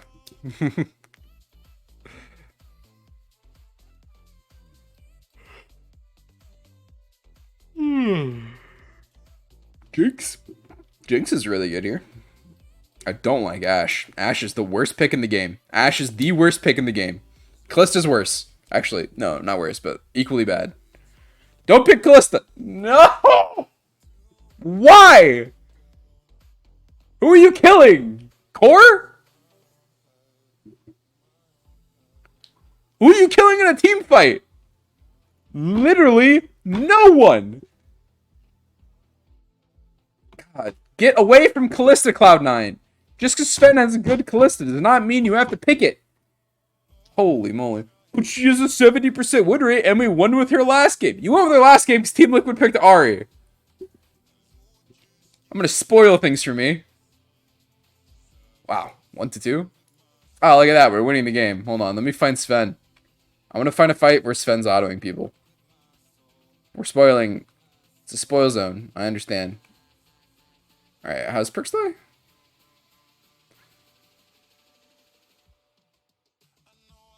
Bonk. So that's how Perks dies. Ah, see? This is what I said in Champion Select. You picked Sylas because you can steal ults. Not because you were thinking about the matchups or like how well the champion performs. You just picked Sylas because you wanted to pick Sylas. Now he's 0-3. And they put the Seraphine mid. Kick W. And you lost. I'll analyze the actual game. I want a fight where Callista is autoing people. This is good enough. By the way, they picked Callista into GP, which is the dumbest thing you can do in the game, because GPR slows really hard. If GP is smart and goes fire rate first on his 500 gold instead of true damage, and he R's Callista in every single team fight, you win every fight in the game. Enemy team can't team fight you because they don't have an AD carry. Look at him. Yeah, thank God that's not Jinx. I'd be worried if any amount of damage happens. So bad. Such a bad draft by Cloud9. Fire Rainover, dude. Rainover failed as a player. He failed as a coach. Get him out of my life. Anyway. So let's see how they actually got to that point. How the hell did they get first blood? Please tell me it wasn't Jensen solo killing someone. It was Jensen solo killing Perks. Wasn't it? Oh, wait, no. It's Vulcan running in on a Tom Kench. What?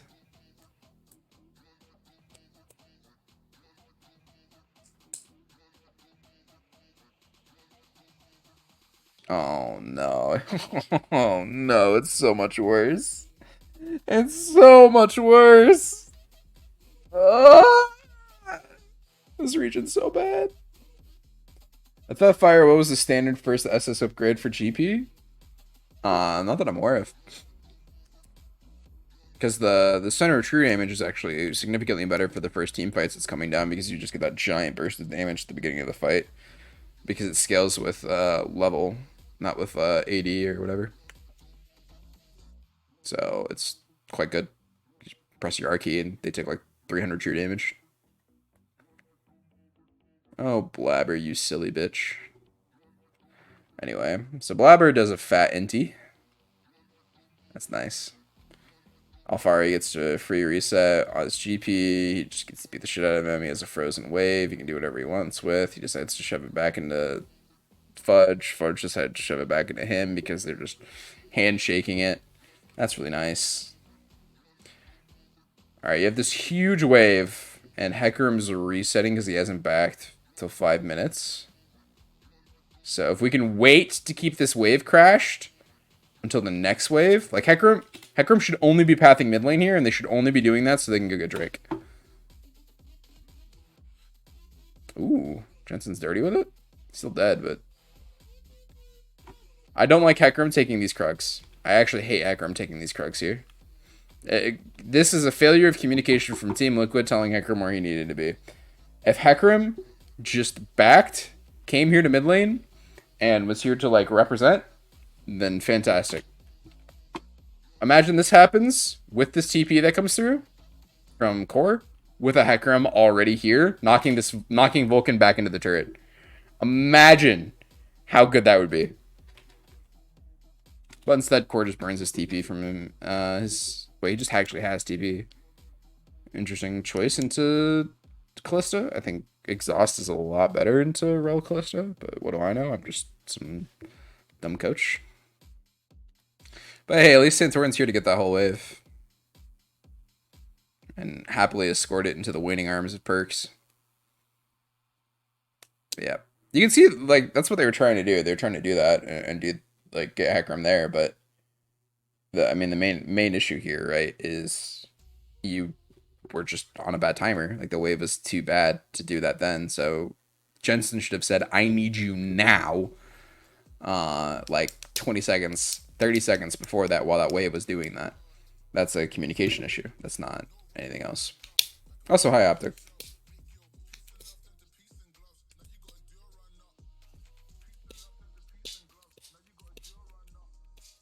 I don't remember what your D&D character name was.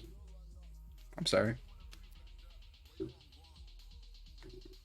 I apologize.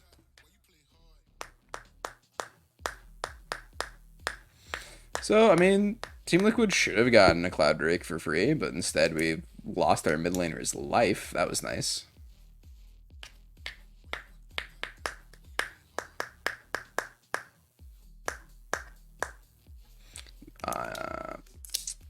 Hecarim should be diving the 0 mana Scion right now. I don't know why he's pathing into his bot side here. You should be... Seraphine and Hecarim should be going into the top side of the map, getting ready for Herald spawn because you're never getting Drake here, apparently. Because you aren't playing towards it. They should be getting priority vision into, like, that entire quadrant, and then moving it into diving the 20 mana Scion. If Scion had full mana, it's not a good play, but Alfari should be like, hey, Scion has, like, literally no mana and a biscuit. Let's just go kill him. I forgot your favorite Dragonborn. Like, I remembered that you were a Dragonborn. Oh my god, but instead Alfari's just gonna die? Because we're bad and it's a dog shit region, but good thing we got a red buff. And Santorin doesn't get Drake because I said out loud that they couldn't get it. Look how mad Alfari is that his jungler isn't coming up to kill this 0 mana Scion. Look at Santorin just like, yep. So gross. Also, what happened here?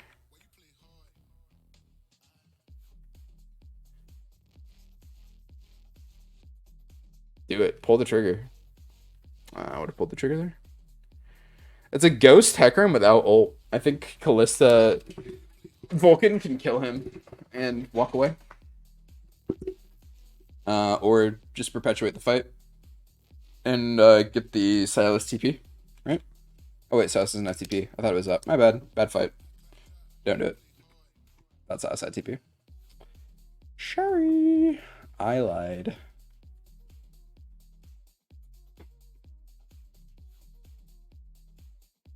Wait, just kill Vulcan? Okay, sure. Got his R. Wait, they Sven R'd and got rooted by Tactical's W. Look at me just slowly sink in my chair. This is so sad. I need a new chair. I need to make a chair fund for stream. Actually, I need to make a food fund for stream so I can eat, but it's fine. I have water. I don't need food. I have water that gives me salmonella poisoning.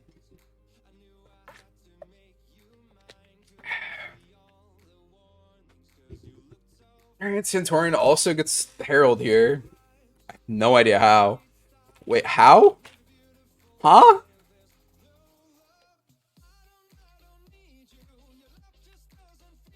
Nidalee just didn't go take Herald. Silas gets Prio, right? He wanted Wolves over Herald? Oh, that makes me angry. Oh my god. I hate NA. I hate NA. I hate NA. I hate NA. You had mid prio. Just go get the Herald. No? Okay. I hate this region. I hate watching this region. It's literally just flaming. I can't praise them for anything. It's like coaching all over again. That was a weird interaction. Pretty cool though. But yes, we picked Scion into Gangplank. We are 34 CS down at 10 minutes. We picked Silas into Seraphine. We are equal CS. We picked Callista into Seta Tomkench. We are even. So bad.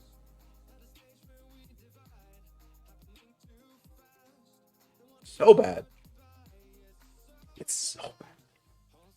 Ugh, molding. Like, literally, all they have to do is just pick better matchups, and it's just an unlosable game. I mean, it's losable because it's a great team comp from Team Liquid, but you would have an equally good team comp because you were countering the hyper picks that Team Liquid has. With actual counter picks and not Scion into GP. And Silas, because you wanted to pick Silas because they picked Seraphine and you don't know anything else into Seraphine because you haven't practiced it apparently and you haven't developed any like amount of time into it.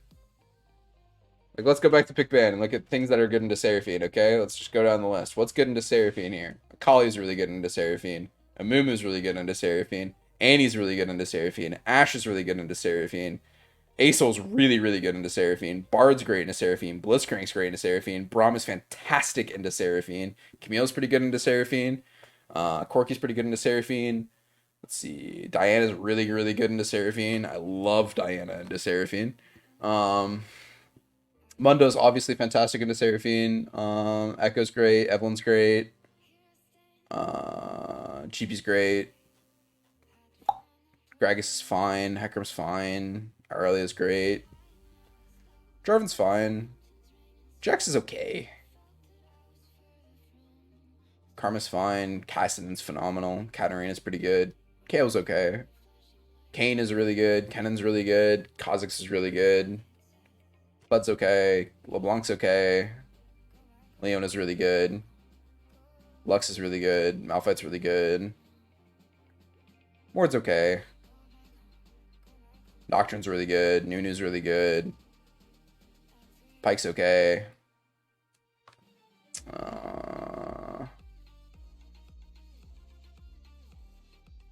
Renekton's fine. Rakan's fine. Ryze is fine. Samir's really, really, really good. Sion's fine. Actually, I don't like Scion. Never mind. Skarner's great. Swain's fantastic. Silas is okay. Syndra's okay. Tom Kench is bad. Talia's bad. Talon's fine. Tristana is great, but it was banned. TF's fine. You have to pair it with something. Like a Xin Zhao or something. Varus is fine. Vayne's fine. Actually, Vayne's not too great. Because you have to be careful about how you position. Vel'Koz is great. Vi is fantastic. I actually really love Vi Seraphine, and it's something I want to develop more, is because Vi ults and he keeps that one person in place and people try to peel for them and then it goes to that. And you only have to clip you can clip it with the Vi as she ults, because it's keeping that one person in place. Warwick's cool. Wukong's great. Xin Zhao's nuts. Yasuo's obviously really good. Zack's great. Zoe's great. Right. I just spent 2 minutes of my life sitting here talking about all the picks. Oh, I forgot Lee Sin. All those picks are fantastic into Seraphine. We chose Silas. And that's it. We didn't choose any other champion on that list of things I just talked about. We only chose Silas. Silas is good enough to keep the Seraphine down, right, guys? Right? Right? Right? Right, guys? Hey, at least we countered the other positions of the enemy team composition. When they showed us Hecarim, and then they showed us both Seraphine and GP. Yeah, thank God we picked Silas. I was worried we weren't going to get Silas, actually. I was really worried. So dumb. So stupid. So beneath us as a region. It really is. I guess it's not us anymore. Like, I'm not a part of NA, I guess. By contract, I am not. So... sure, but NA, bad region. I can shit talk NA like I'm not part of it now. Nice. Hot. My region's worse. Which makes me... imagine me thinking my region is worse than this region that I've spent, like, this entire 2 hours just sitting here, like, hard shitting on. Yay!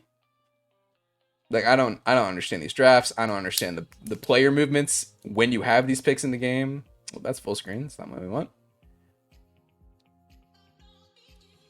And skip around. Yeah, you show them, Perks. Get them. Get them, Perks. Get them. Seraphine missed her R. She missed her E. She got the Q, though. She got the Q. Seraphine hit Q. Still killed the Vulcan. So bad. So bad. This guy gets paid $2 million to do this. Give me $100,000. I'll do that. No problem. I got you covered. 100K? I'll press R on Seraphine in the middle of 3 people and miss all 3 of them. I got you, Team Liquid. Don't worry about it. Please do not clip that and send that to Team Liquid and make it so I will never have job opportunities with them in the future.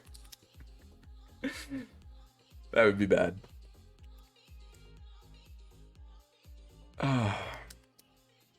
Anyway, these drafts are just so terrible. Like, I'm going to send this video to both Team Liquid and Cloud9 and be like, you guys suck. You guys are the worst drafters I've ever seen in my life. And whoever on Team Liquid, Jensen, Jat, anyone, Cold, any one of you guys who decided that you're going to be picking Ari, you deserve to be put into a gulag. This is just comp diff. What is Cloud9 supposed to do to that enemy team comp? Actually nothing. They can't. There's nothing you can do into this team composition and the way you drafted it because you picked Scion and you picked Kalista. This is a great fight to talk about Kalista. Watch Kalista. Watch him. Watch him. Look at him. Look at the Kalista. Okay, I'll put my cursor on him the whole time. Look at him. Ooh. Ooh. Ooh.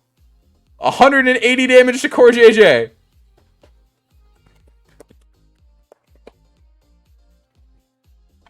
So bad. Such a bad pick. It was your last pick. You were red side, and you last picked Callista. Because Sven's good at the champion. No other reason. You're like, well, we'll just pick Callista here. We're gonna kill Tom Kench.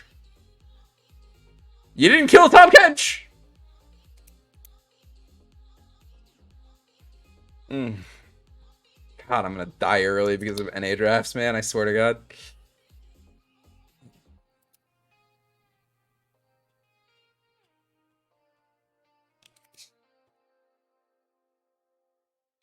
Anyway, let's just continue.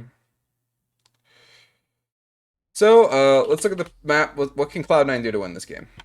Cloud9 can get very aggressive into one of the enemy quadrants that they own, and look for like an aggressive pick with Callista ult, like creating something.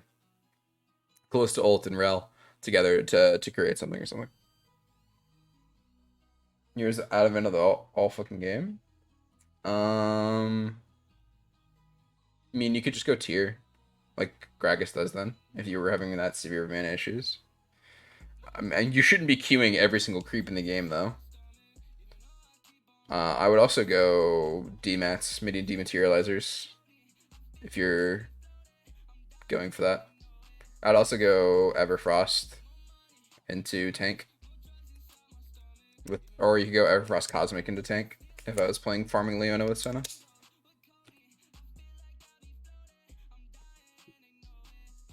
Yep. So you should go Everfrost. You should go Everfrost Cosmic.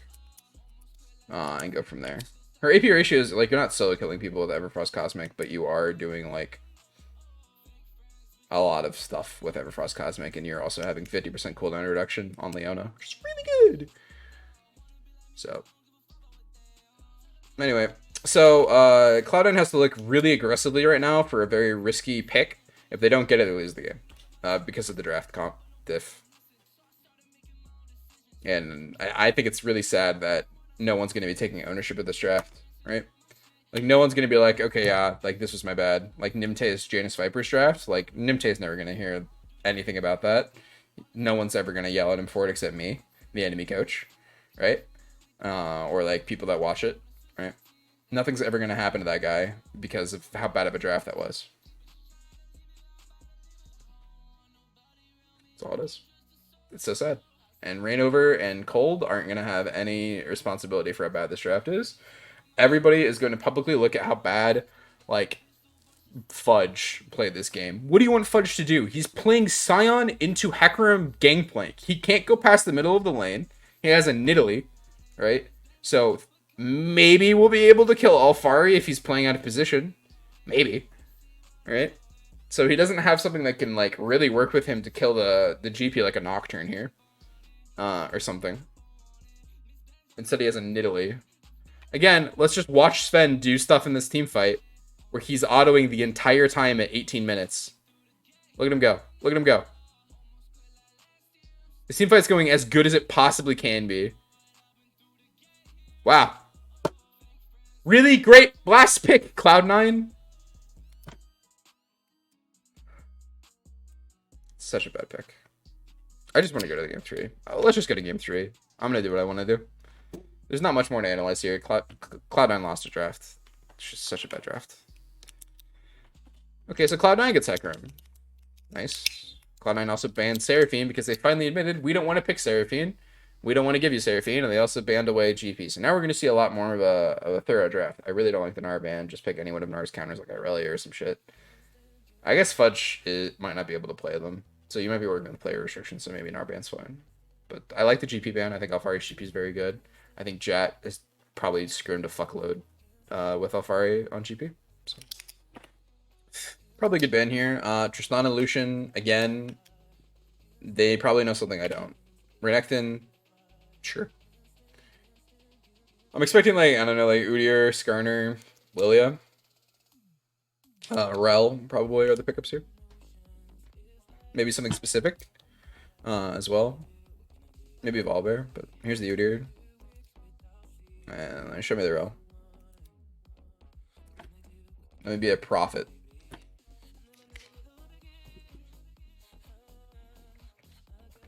I'd be pretty surprised if they don't pick Rel here, actually. I'd be really angry with them if they pick Kaisa.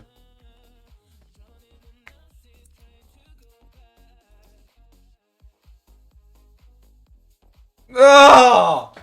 Why? Why? Yeah, no. You can just pick, like, anything in the game that can counter Silas now, man. Why did you just blind Silas second pick because a Hecarim was picked? Pick the thing that beat Hecarim. I don't like Udyr either. Pick Ivern. Pick Elise, right? Oh. Pick, like, a strong side that's going to perpetually gank and get some part of the map really far behind. Do anything else other than Silas second. I mean, obviously don't do anything else. Like, don't first pick Alistar. We saw what Janus Vipers do. But Silas is OP? Shut up, Jacob. He's been paid every single match this game. Don't pick... Oh, wait. Okay, they already have an Udyr. Alright, thank God. Alright, never mind. I was about a mauled. They're gonna pick Silas. Fucking Italy. I really don't like Nautilus here. If you're trying to attack the Jinx, there are, like, better picks. Like, obviously, Thresh for Leona is not as great, but Thresh for Nautilus is also not as great. If you're going to pick something aggressive to try and kill Jinx, Set is the pick here. I'm, like, confident on. I mean, we'll go over the champions real quick, and we'll just quickly run through and just make sure I'm not missing anyone, but I would probably pick Set. I would also look at, like... No, probably just Set. You can go Sejuani support. That's quite good into Jinx Thresh, I think, personally. It gives you really good pick potential. Yeah, I look at these picks. Oops. I look at these picks, and I want to go... I see Hecarim. I want to go strong side picks. I see Jinx Thresh. I want to go Nunu. It's not a joke. I want to go Nunu, Elise, or Ivern. I don't want Udyr. What is Udyr going to be doing? He's going to run up. He's going to stun somebody. I want to. Alright, I'm not gonna watch. I'm gonna hold my. Hold it. I'll wait. Oh, Rel. Yeah, you just picked Rel. Rel exists. I think Rel does what Nautilus is doing, but equally. I mean, you get Nautilus R for Jinx, but you could also just flash R with Rel. Works pretty much equally well. And Rel, I think Rel has more like general usages than Nautilus does. So. Who knows?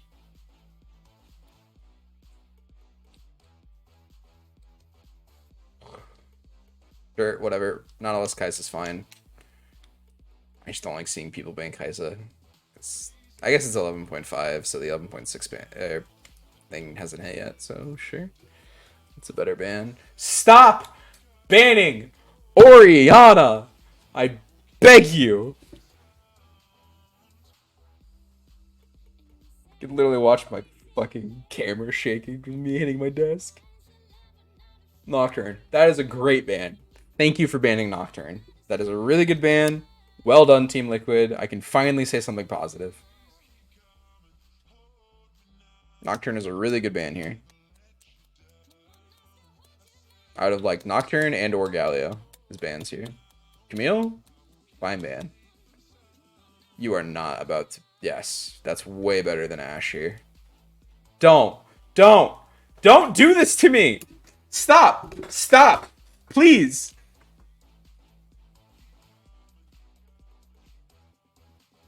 Ah! Why? Now all they have to do is pick space tanks. Or zone control, and Calista's ruined. Pick an Anivia. What's he gonna do? You pick Anivia here, you pick... Alright, I want to see, like, okay, obviously Cloud9's not gonna pick Anivia. Cloud9's probably gonna pick, like, Yone or some shit here and make my life a living hell because they're dumb. But, like, you pick, like, Anivia, and then you put Fudge on... Zion's fine again.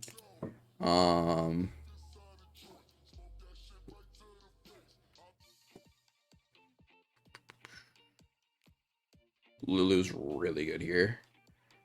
Ornn's fine. Just some big ball of stats in an Anivia.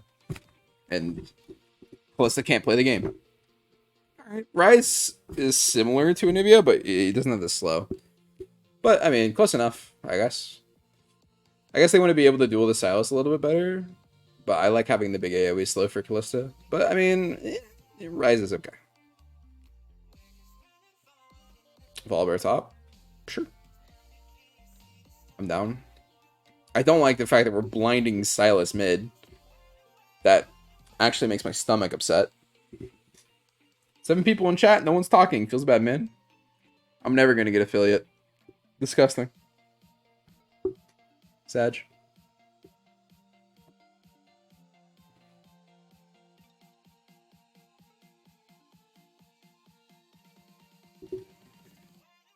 Anyway.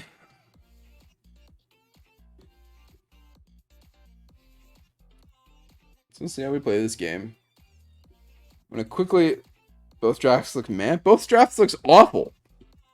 Cloud9's draft is better by far. I hate Team Liquid's draft. I think it's so bad. I don't know how they got to these champions or how they arrived at this. I think the only good thing about Team Liquid's draft is Volibear top into Scion. That's the only thing I like about it. Everything else is just bad.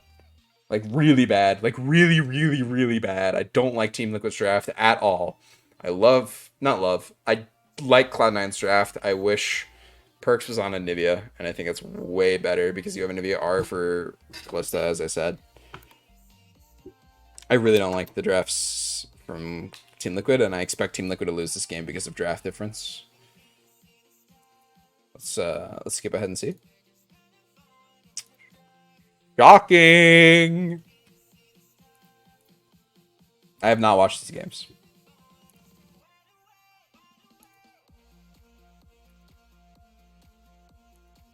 Anyway, what is this? I love it. I'm okay with it. Completely okay with it. You got First Blood on Rise. Hecarim gets this fast reset. Huge. No, but I'm okay with it. You get the assist gold on Hecarim, and you get Jensen out of the thing.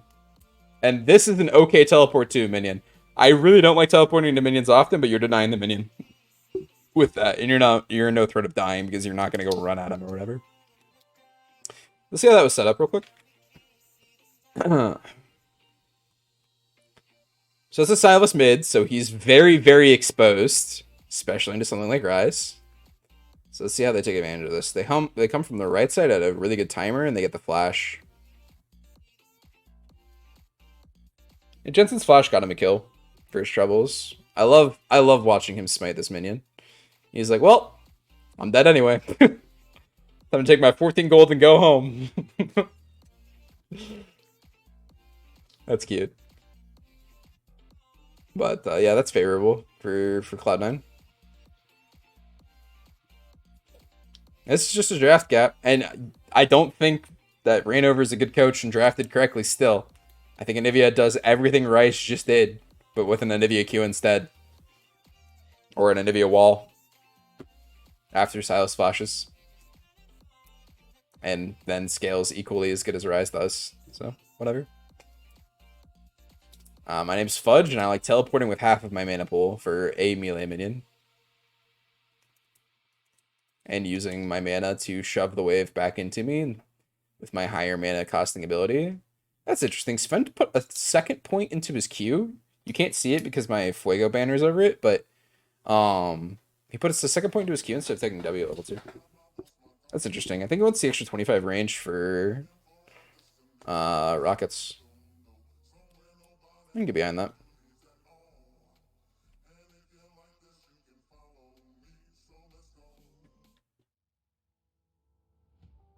Okay.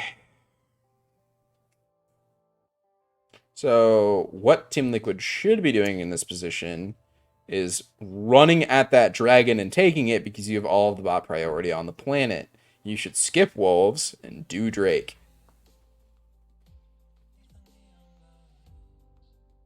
So you do wolves, you don't do Drake, you don't have a stacking resource to punish the better scaling team at a good enough timer. You're going to have a 20-second later spawn, which is going to spawn 20 seconds later, because even when you get to Drake, you're going to dance around Drake, and it's going to take another 20 seconds. So every single second you spend delaying the Drake timer is another second. It's not going to, or another like 2 seconds. It's not going to be coming up later into the game. And then another 2 seconds, another 2 seconds. It's like an exponential growth there. Or not an exponential, it's an additive growth for not taking Drakes. But like, why are we here? Hit the dragon! Hit it! It's an Udyr! Ah, this is so results oriented. That's so results oriented. All Perks has to do is sit under his turret. He wants his cannon. What a greedy bitch. You see Sylas orbiting like this? You know bot lane's missing. And you go for this cannon. What a greedy boy. It was a good flash hook by Core JJ, but that's so results oriented. Udyr and Core JJ should have just taken the Drake. And the kill isn't going to help you win this game, actually. The kill is going to perpetuate, like, some gold for you, and it'll do some stuff for you. But the Drake, a mountain Drake, into 2 damage sources would do so much more for you than a kill in terms of gold value for this game. Especially because you have 2 people building stats, and actually 3 people with Nautilus. And I would be shocked if Sylas does not go Mercs. So the value of a mountain Drake is so high this game. And they're probably going to lose it. Yeah. Here it is. Because now their timers are so off, they're not going to get the Mountain Drake, and they just lost a vital resource for them to win the game. And they went for a results-oriented mid lane kill instead of taking the objective and perpetuating an actual win condition for their team. Instead, they got 300 gold on Sylas. Good job. For your bot lane flash. So now when Herald comes up, you're not going to have flash on Core JJ or Santorin. Santorin also had a flash forward. So no, you're not going to have any priority or any reason to be able to take the Herald fight if it spawns. So you're going to have to play strong side bot lane. And if they know you're going to be playing strong side bot lane, you just have Perks gravitate towards bot lane when you do the 2v1 dive. Perks R's under the bot lane turret, and you kill them.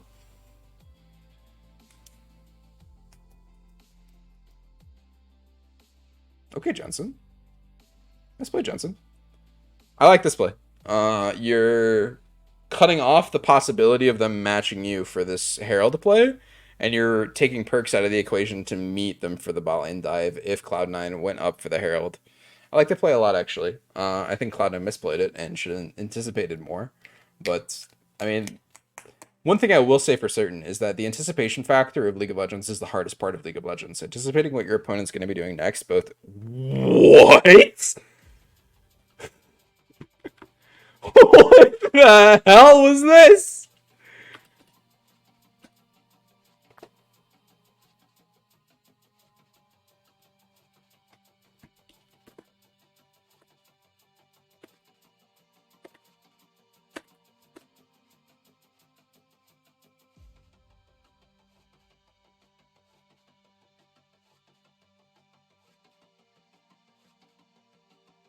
Moving on. I think the anticipation factors for League of Legends is like the hardest thing about League.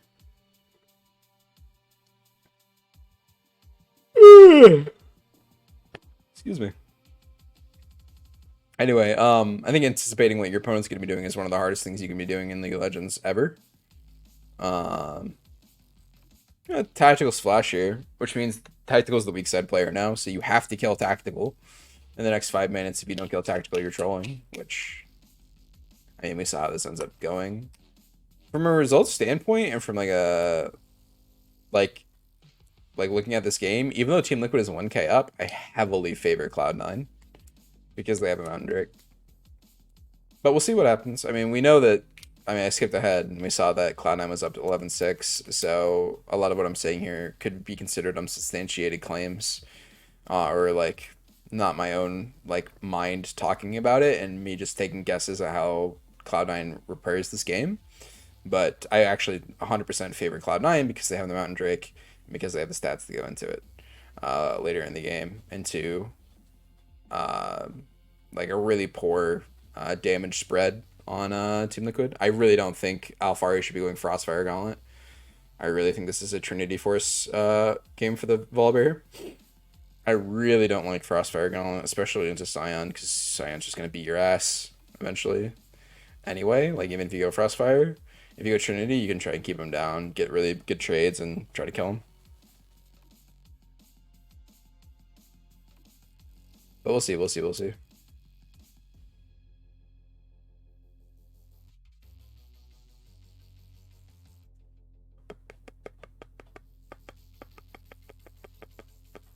So this is them trying to pinch the flashless tactical here, of which I am a fan.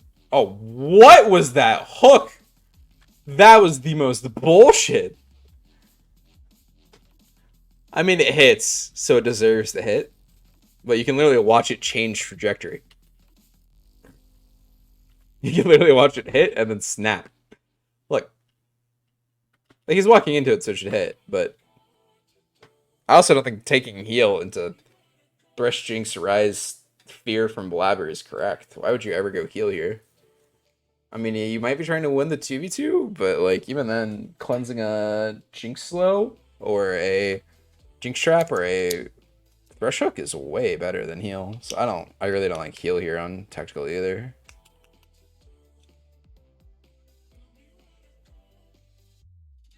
Anyway. See, imagine that trade just happened, but instead of Bomby Cinder, you had a Sheen and like a Ruby Crystal or something, or a Longsword. So much more damage.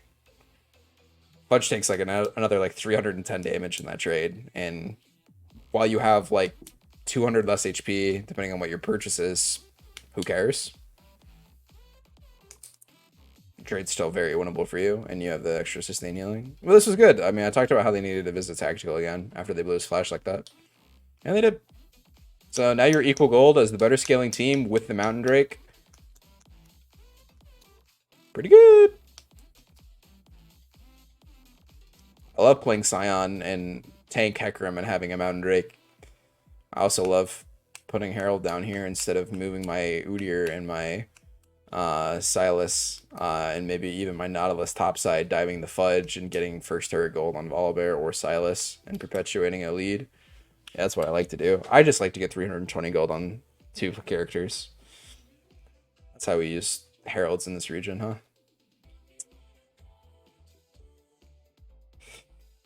huh? Gross, gross, gross, gross, gross.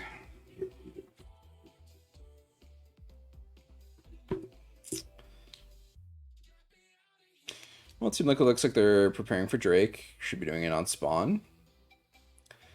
Cloud9 is pretty hilariously out of position for this, even though they do have teleport on Fudge. I guess they're just giving. I don't know why. This is a fight you would want to take on the timing you want to take, even without Fudge's mythic item. I guess Alfari was resetting and getting his mythic item, so it's less good. And Callista, like, this is Callista's best point in the game. So, whatever. Loving that double pink warded bush. They'll never know what's going on there. That's the no-no zone.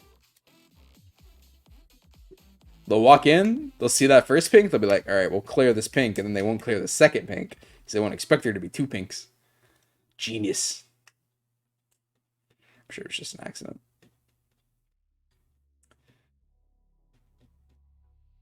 Again, Team Liquid isn't playing bad, but they're not playing well either. They're looking for plays in the wrong areas, and they aren't looking for enough plays. You are not the better scaling composition, therefore you are forced to be making proactive plays on the map, like every minute or 2 minutes, or at worst 3 minutes or so. And Alfari going chem tank is just going to make you lose this game. It's a sad reality, but it's true. So sad.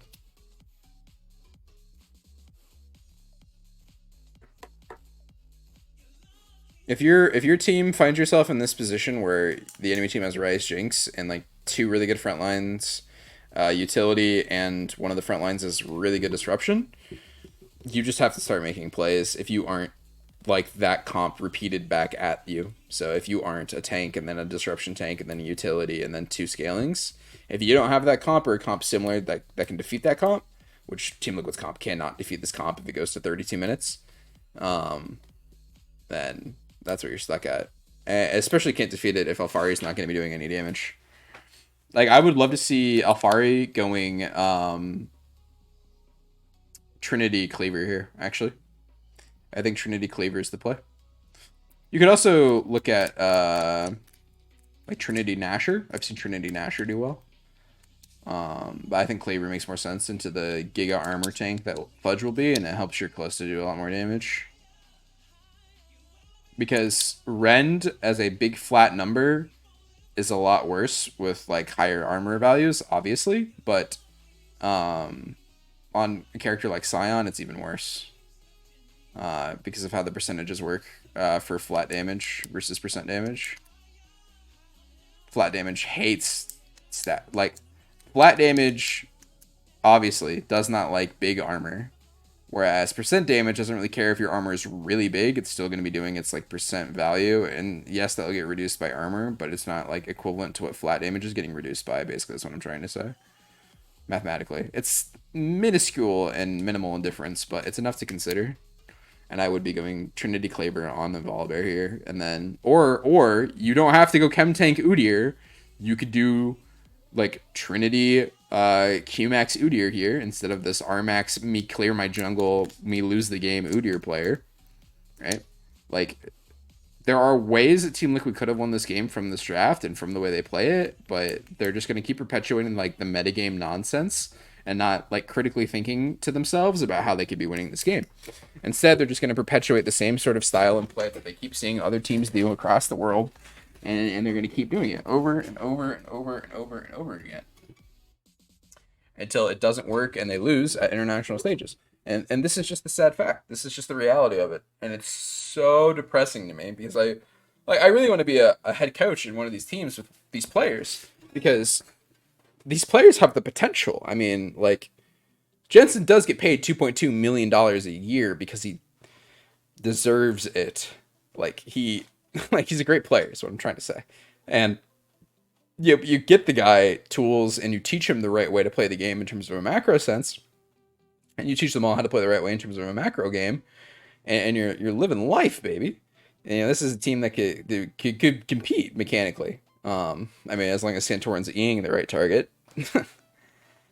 Same thing with Cloud9. The Cloud9's the closest team we have to being able to compete on a live stage at an international event. And that's sad because Cloud9's playing really bad in terms of like previous drafts. Like I've seen that they can draft quite poorly, and also like how they've been playing and approaching this game is not phenomenal, but they have made good steps and good plays. So that shows me that there's a foundation that can be built on. Like when they looked for that, they got Callista Flash and then they revisited Callista. Oh, Jensen. Oh, Jensen. Oh, Jensen. I literally just talked about how you're a $2.2 million player and how you're a good player, and then you do that on my screen. Ah! That's so bad. That's so bad. Oh, man.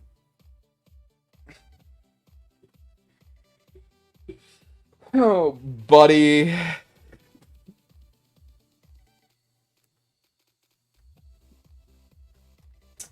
haven't used pen tool in a while. I haven't had a reason to. Let's look at the item difference.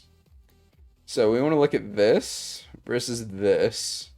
I mean, we want to look at what champions are hitting. So this chick is scared that Hecarim's going to kill her, I guess. So she's going shield bow. I play Callista this game. I go Blade of the Ruined King into like a Rage Blade build. Or I don't pick Callista. Besides the point. Or I go Kraken. Kraken's also fine. Shield bow is really bad. I really don't like shield bow here. Kraken Bloodthirster does the same thing that shield bow is going to be delivering you for this game. You like, yes, you're up front and you're Callista, so you have to be within a bad range, like oh no, Rise can hit me range, but like you have to win the game. Shield bow is not going to win you the game. This item will not win you the game. This item will win the game. That was a really straight line. This item will win them the game. Right? But unfortunately, like it's just this champion. Why? Stop picking this fucking champion unless like the enemy team comp requires it. How to tell if an enemy team comp requires it? Jace Lilia or like Olaf.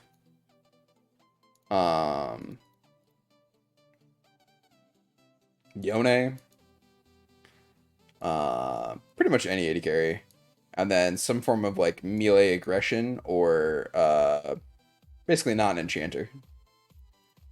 And then you can pick Callista. Callista's a really good champion there. Or you pair it with like a Blitzcrank and you play Ballista and you hook people like through terrain and into your like own turret from miles away. Then that's fine too. But instead, Jess is dead. Bye, Jensen. So sad to watch, man. Anyway, let's click around. Okay, so we get to there. How do we get to there? Let's watch a team fight, and we're gonna watch Sven.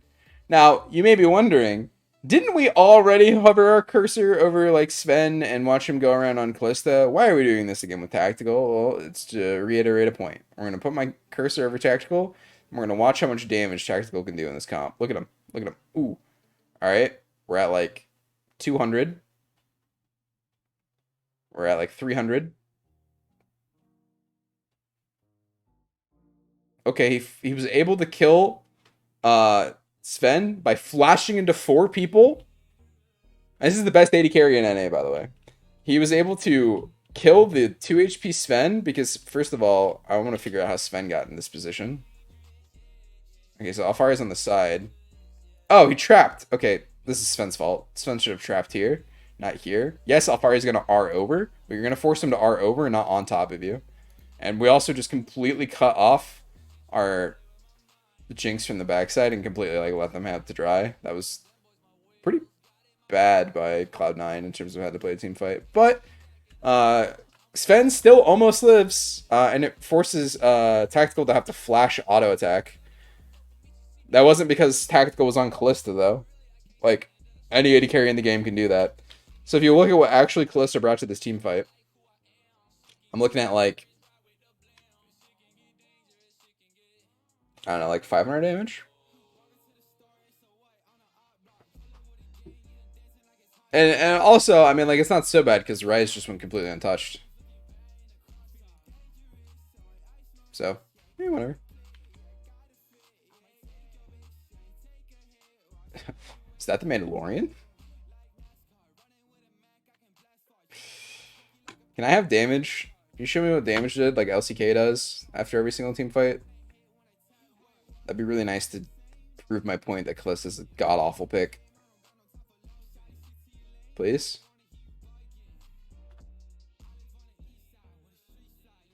No? We're just gonna review it and call it a performance play with some random corporation's name onto it? Alright. Good talk. NA production, KW. Oh! Nice. He actually did 2,000 damage. I'm not sure how. Did he rend with like a runins or something?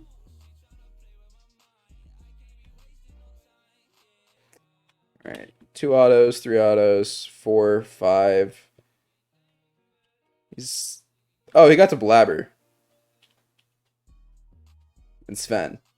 That's where the damage came from. He rended on Blabber. And he was able to get to a target that didn't have a billion armor at the time. Okay, fair enough. Oh, and he had a runins. Alright. Less bad, but not Rise numbers. Not what an untethered Jinx would be doing numbers. He still had to flash into 5 people to kill 1 person who was a 1 HP AD carry that the other people on the team were isolating and killing. What I really want to bring attention to actually here is I'm imagining this team fight, but my Udyr has a Trinity Force and is a Q-Max.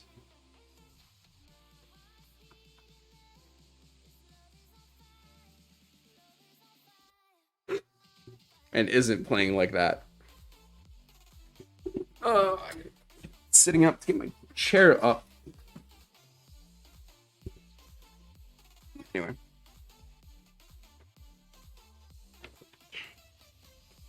Like, Imagine Udyr positions like at the start of this. So they clearly started Drake. I guess we don't get to see Drake HP. But we have Jensen coming in on the side. He's going to steal Scion ult. We have Jinx R, we have Ryze R, we've got Hecarim R, and Thresh R. So there aren't really any good Rs here besides Scion R or Hecarim R to steal. I like Hecarim R a lot more than I like Scion R, obviously. But it might be on cooldown. And you also have Alfari on a flank, right? So all you have to do is just wait, cut this line in the sand. If they go past this, you bonk them. And then wait for this like flank maneuver to go off. Unfortunately, Core decides to like run at them and hook into like the entire enemy team and flash out, unfortunately. And then we have this back fight, right? Where we have this line. Blabber goes past the line and then runs back in. Tactical runs into the fight because he needs to DPS because they don't have good damage, because Sylas isn't good enough damage, and because, notably, Alfari doesn't have Trinity Force. If he had Trinity Force, Sven dies.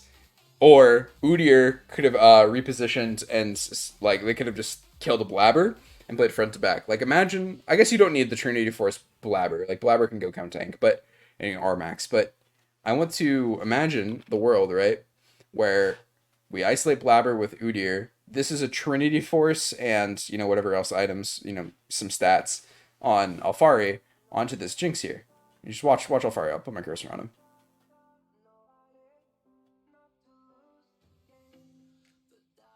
That Sven would be dead. Tactical would not have to flash onto Sven here to kill him, because he would already be dead, so Tactical's positioning wouldn't have to be such a grave error. They could play up like this. They still lose the team fight, but Ryze probably doesn't blow a quadra kill here. Right? And the only reason why he did 2k damage is because he did 300 damage to every target. And like an additional like 3 or 4 autos to Scion. That's the only reason why he looks like he did decent damage. Jinx's damage was centered on a specific target. And even then, she was getting fucked. Like really hard. And she still kept up with Kalista. That's how bad of a pick Kalista is.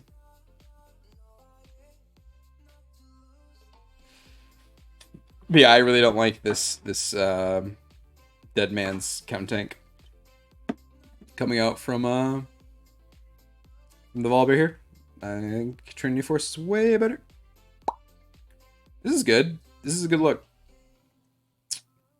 I think Santorin lagged or something. He actually took forever to go in. Look at him stand around. Just press your buttons, buddy. If Santorin didn't just stand around, oh, he's waiting for the ward? I mean, that's only like half a second, buddy. I would have kept going too. There's no reason not to keep going. There's no turret. You have to kill that. You have to get that 1k on Sylas or you lose the game. So, good job, I guess. Nice dead man's play, idiot. Maybe use it. Like, who cares if you're seeing on a ward? Jensen already has, like, the combo here, right? He already has him, like, dead to rights. If Santorin doesn't just stop and just keeps running at perks here, so good. They get the stun, they can stay on top of him, they get, like, a core ult on top of him, we get 1k to Sylas, Team Liquid's back in the game, baby. They're not actually back in the game because their comp is horrible, but it's a good play. Anyway, I'm not really interested in watching the rest of this game because it's pretty obvious what's going to happen. They're going to take a team fight and Cloud9's draft is just going to overcome them. But we'll wait. I mean, maybe they do some weird flank play to win the game as well. It's possible. Or are they going to pick? I just described all the possible ways. Oh, God. I mean, it's not bad. As long as they get out. That's wild that Perks gets one, though. But Jensen does get 1k.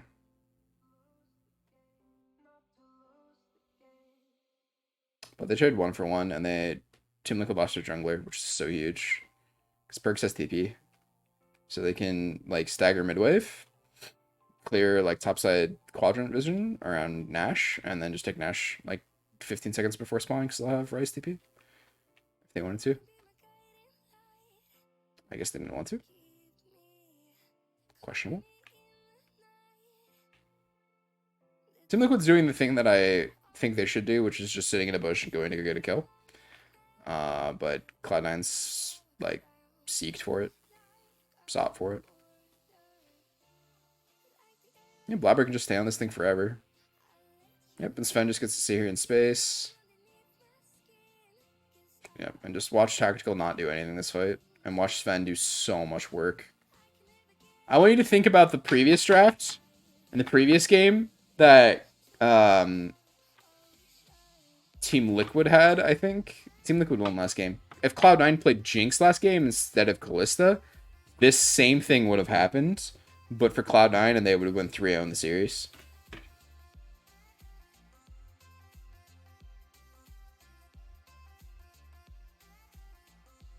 They just walk that minimum. Like, look at the draft here. And imagine that's a Jinx on Cloud9's side. Way better. Way, way, way better. I'd actually prefer, like, a Varus. But Jinx works too. Anyway, this is game 4. And the draft starts this deep. Okay. So we've already gone through our picks. Team Liquid chose blue side. They first picked Renekton. GP was up, and Cloud9 showed in a previous draft that they didn't want to pick Irelia. But Cloud9 also showed that they liked Renekton a lot, so I think it's okay taking it away from them if they're enabled to do something good besides that. I really don't understand the Sylas ban here. Sylas has not looked good in a single one of these games and has not been a good look for anybody. And they also gave the Lucian up, so Cloud9 just takes it immediately because it's what they want to play. And I guess Orianna is the pickup in response, which, again, I don't like. It's just recycling the same fucking garbage over and over and over and over and over again. So gross. So second phase bans are Leona, Thresh, and Rel, and Ezreal. Not really good bans on either side here. Thresh and Rel, I guess, are okay from Cloud9, but Leona or Ezreal does not make much sense to me. Leona helps with the Nidalee, I guess, and you're taking away an area Nidalee can go, but Ezreal ban doesn't make any sense because then you have Ezreal, Lucian, Nidalee on the same team. Ash would have been, yeah, Ash would have been a much better ban, or Varus would have been a much better ban because then you don't have the engaged CC to lock down from the AD carry position. I guess they could have flexed it and they could have kept Lucian's Fudge or moved it around, but they showed the Scion, so it can't be Lucian's Fudge. And this Fudge, like, this has to go to perks. Is Team Liquid just playing Senna Taunkench with this comp? It's not bad. It's not terrible. I don't like Taunkench too much in Ashe because that makes Taunkench have to go QSS early. But besides that, it's fine. Like, if Cortez just gets a nice QSS nice and early, then the Ashe doesn't really have a good R target when you're grouping. So it's fine.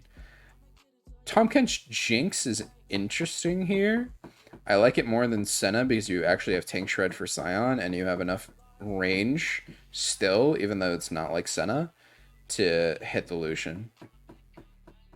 And these are the kind of comps where I'm a lot more happy with this. You didn't pick Braum into Seraphine in previous lanes, but you pick Braum into that comp? You want to stack yourself on top of somebody for Orianna.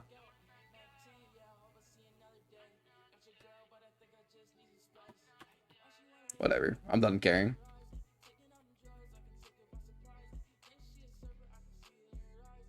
I am done caring. What the hell?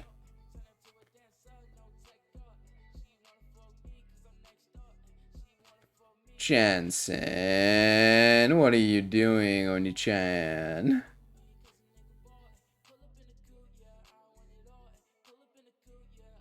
So bad. Then Fudge is not. Why is Fudge dying?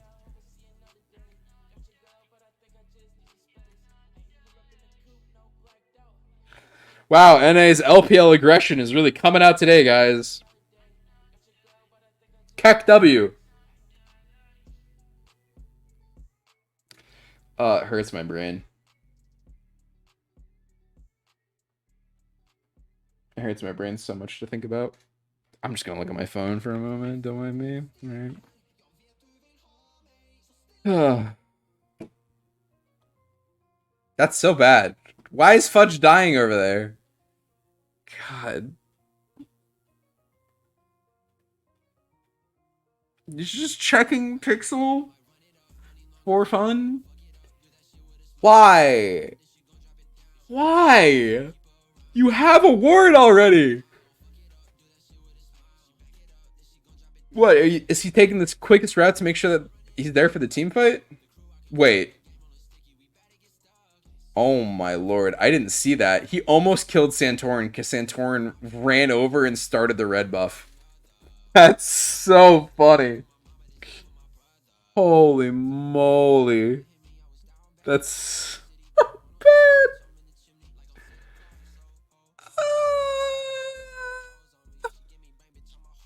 I hate NA. This is the first and third seed. And that happened on my screen. Oh my god, it actually brings tears to my eyes. I'm legitimately crying. Anyway, Alfari is coming down for the realm. Be sad. Sure. Wow, Santorin had a lot of trust in that Udyr dot.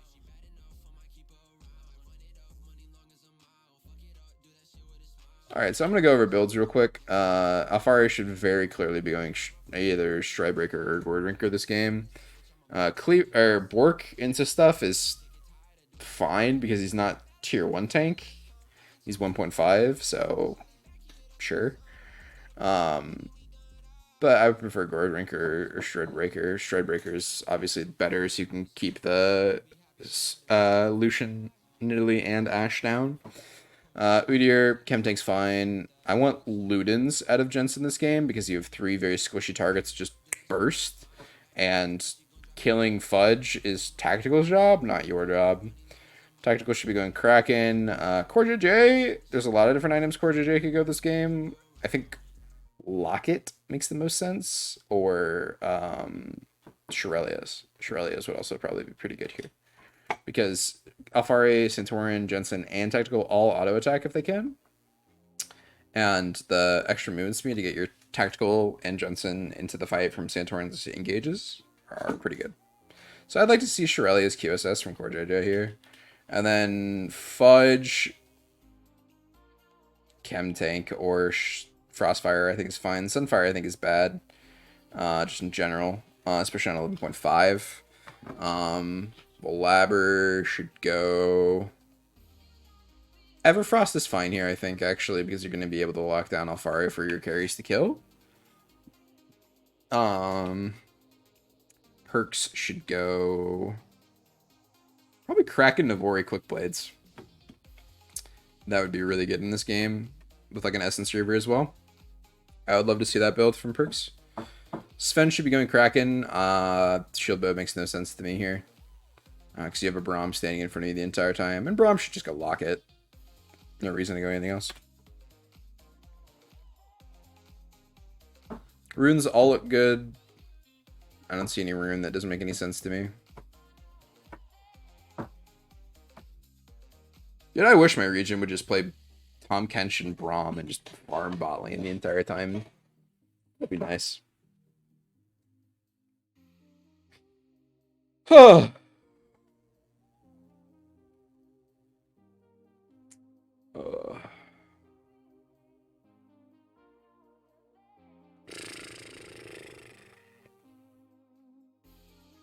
7 viewer dead chat. I can't talk about anything here because like this should not be a LPL aggression game. So I'm fine to answer questions right now. I'm just chilling. I say it shouldn't be an LPL. Okay, thank God someone was there to save Vulcan's life. I was literally saying like they shouldn't be doing high aggression. And then Vulcan's like, yo, let me go get killed by a Tahm Kench. Ooh. See that pathing by Alfari there? That was hot. Alfari continuing to make me believe he's the best top laner in NA.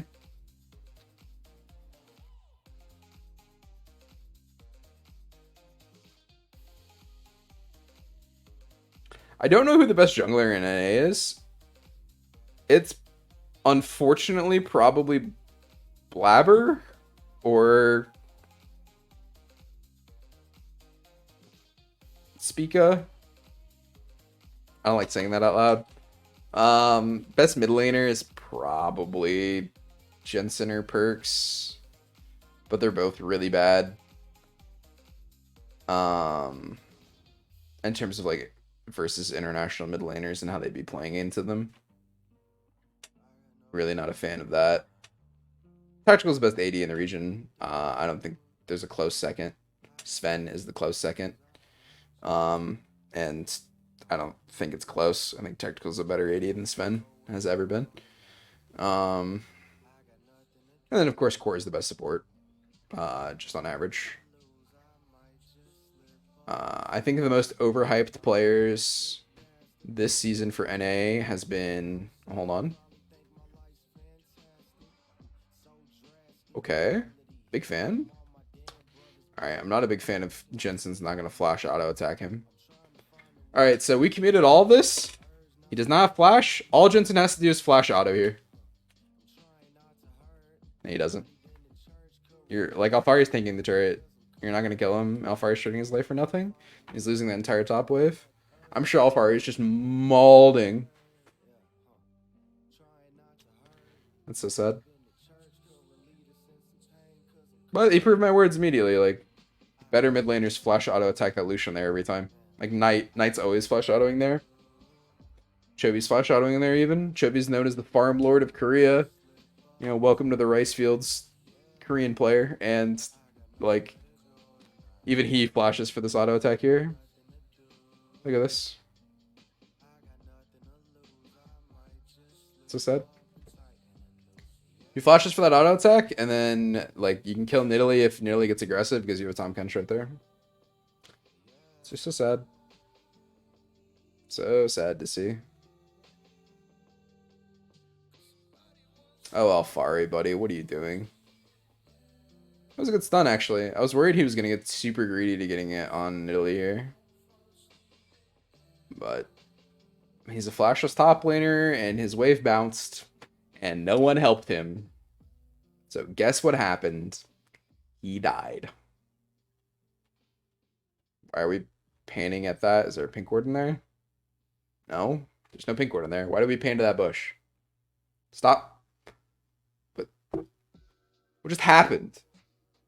Am I having a stroke? Why are we looking at the bush? Anyway.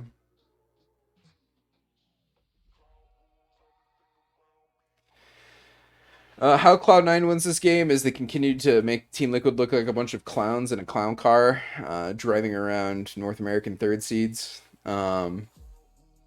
quickly speedrunning to fourth seed talent, where Team Liquid belongs, because this game and these drafts have been perpetually terrible. I'm pretty sure they picked Orianna because it got through bans. No other reason. There was no plan. Just like, yeah, Orianna's good. So we're going to pick it.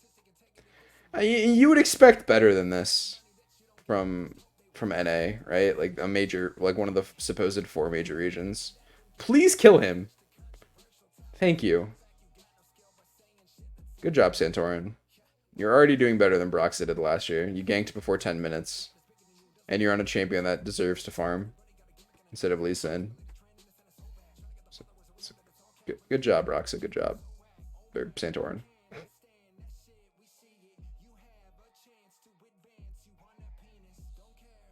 What? Can I just talk about penis?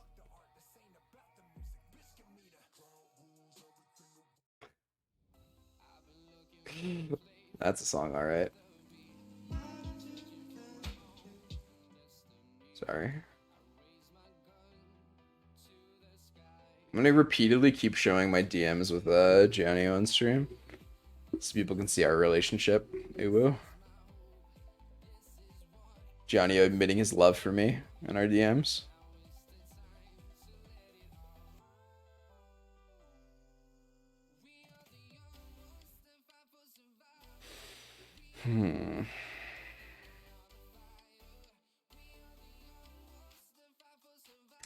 There's just nothing really to talk about here. I mean, it's just the same old NA stuff that every other coach on the planet or analyst on the planet has talked about. Like, I do love the fact that Team Liquid has Tahm Kench Jinx here. I think that's their, like, win con, and they need to play towards it. They need to be diving this Ashe whenever, like, Braum isn't with her. Like, the second Braum is not with her, you dive the Ashe as Jinx Tahm Kench here. Like, you just trade flashes with, like, using Tahm Kench R and then having her flash away from Tahm Kench R if you position it correctly, and then you just kill the flashless Jinx, or the flashless Ashe later. Don't be leaking our DMs.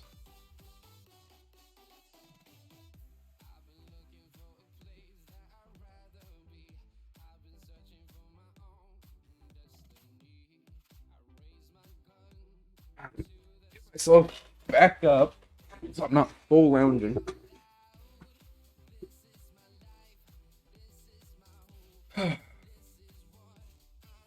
Oh, big arrow? Alright, no.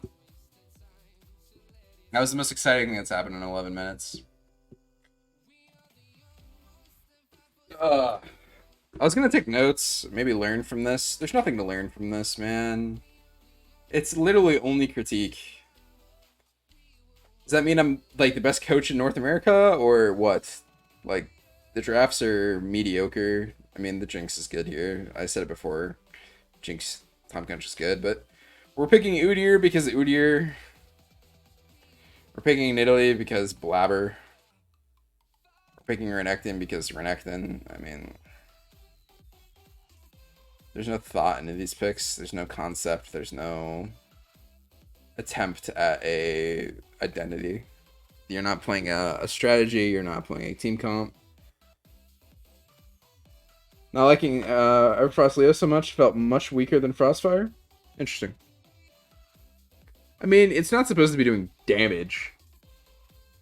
It's supposed to be keeping people locked in place for 5 seconds.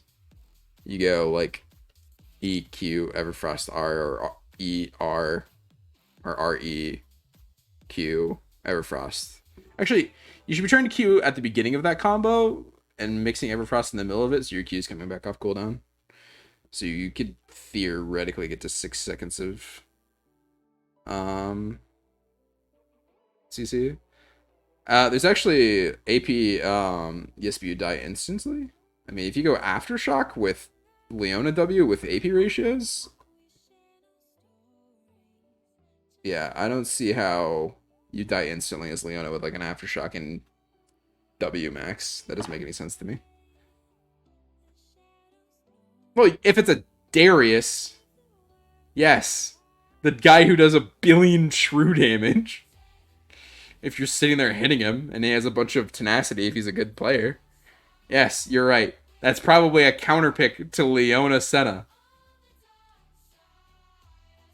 And you shouldn't just be blinding Leona Senna. Like, it's a lane that you pick into when you can, like, really abuse the enemy lane.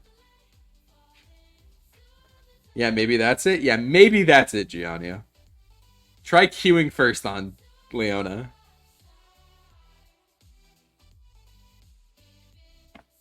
But you should be picking Leona Senna when you can abuse it. Like when you're abusing the enemy by having Leona go in and then having Senna get good damage on like one target. Right? Like if there's like a Galio or like something on the enemy team that you can just hit and just keep hitting on like the support, that's when you want to pick Leona Senna. You don't want to pick Leona Senna blind. That's just dumb. That's like blinding lethality Jinx. It's a bad idea.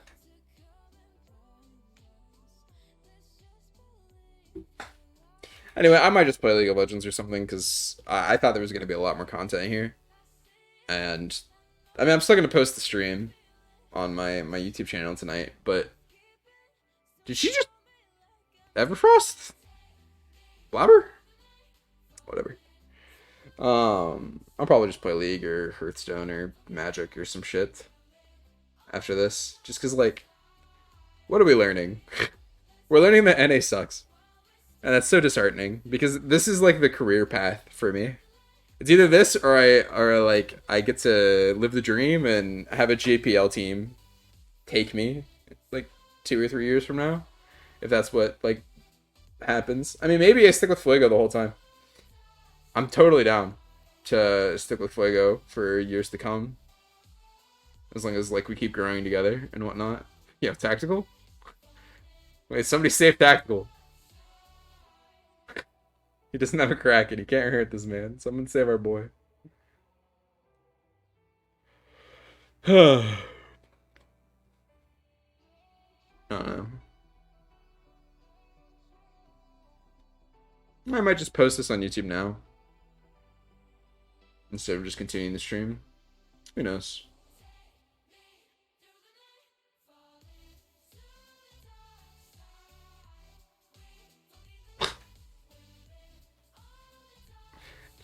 I can just feel my chair sinking. Doot, doot, doot, doot, doot, doot, doot, doot, doot, doot, doot, doot, doot, doot, doot.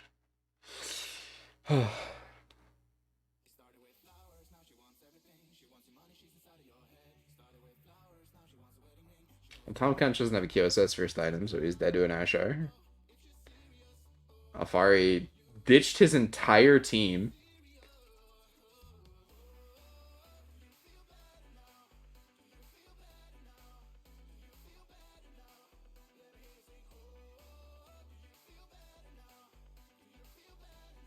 I really don't know how to feel about Blabber doing well in Italy this game. He didn't have good setup in any of his lanes, and he still went well.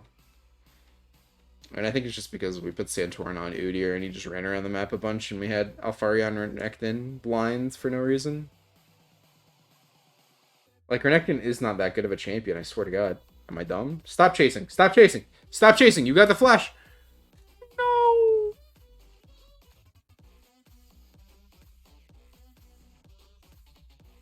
Core, I'm sorry.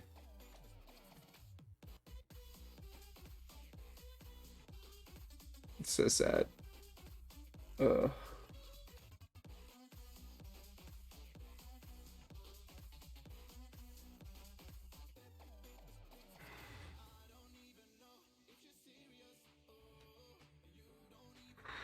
Well, I mean, what is this supposed to accomplish?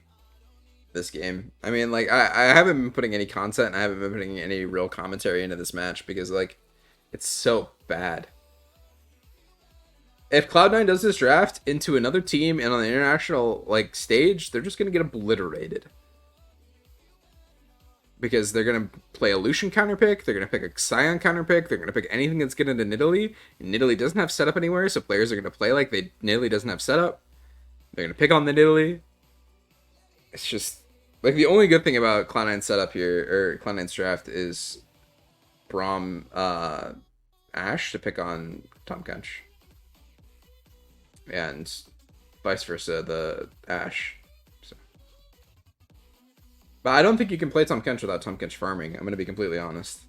Because he needs so much money to be a viable champion. He needs QSS and a Mythic. That's just too much money, I think, for a support. And obviously fasting Jinx isn't a thing. So Core is actually me, forced to save people doing dumb stuff. I mean, Core did this of his own volition. Core was a dumbass here anyway. You can watch it in replay. Core's running with him. Like, you just say no, run away.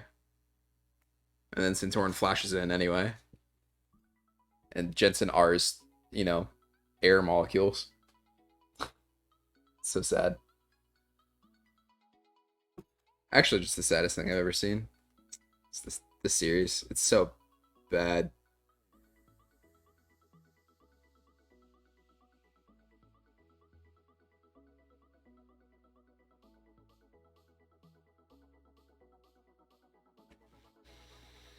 Anyway, in other news, Twitch chat.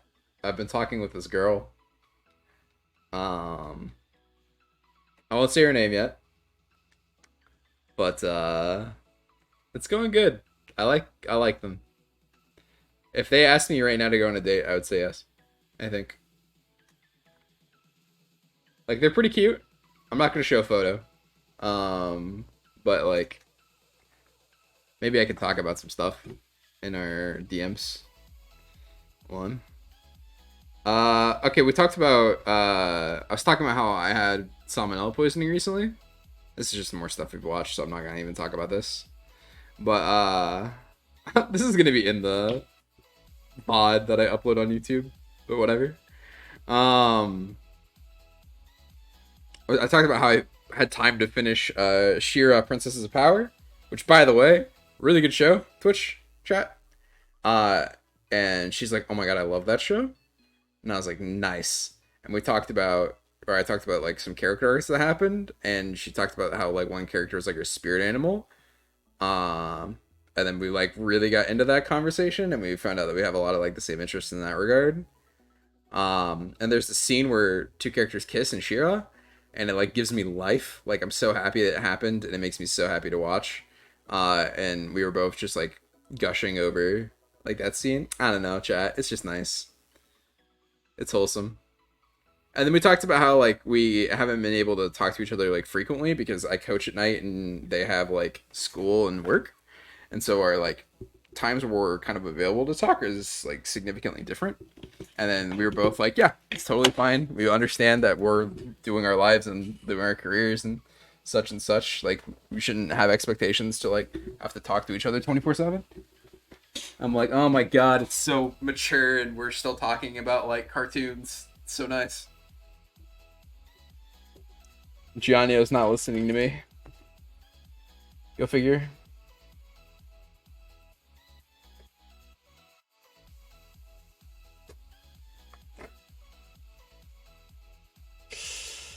I don't know. I have 7 lurkers just sitting here milking me for content. So sad. Well, 6 lurkers. You don't want to be my boyfriend, so I'm tending to my boyfriend. I'm happy for you and Astro. I don't know how Michael's going to feel about that, or Tycon. I'm sure they're both pining for you.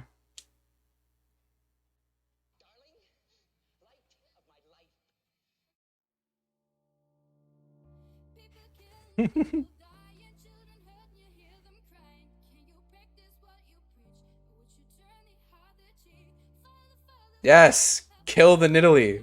Alright, well, we tried. Oh. Wait, what? Oh, yeah, it's cleanse. Never mind. I looked away for a while. Lurkers are life? It's not even Astro?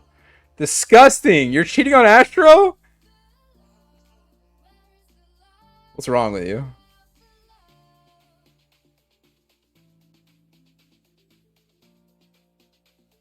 So gross. Don't tell him. Hey, Astro. You in chat? Johnny is cheating on you.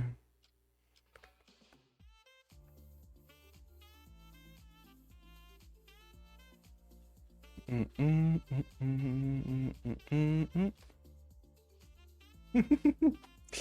don't know. I'm probably gonna play like Magic or League or something now. Like, it's like you can just skip to the end. Watch, Cloud9 wins. Shocking.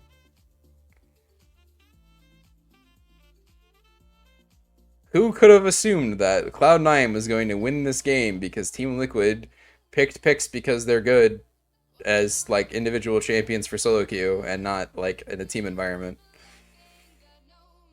How much does Reignover get paid? Let me have his job. Cloud9's draft is bad, but their players are decent. Or like, help me work with Jat, because I would love to help Jat get on the right path, guys. Pay me money. Actually, I can't do that. I'm contractually obligated not to do that. But in the future. In the future.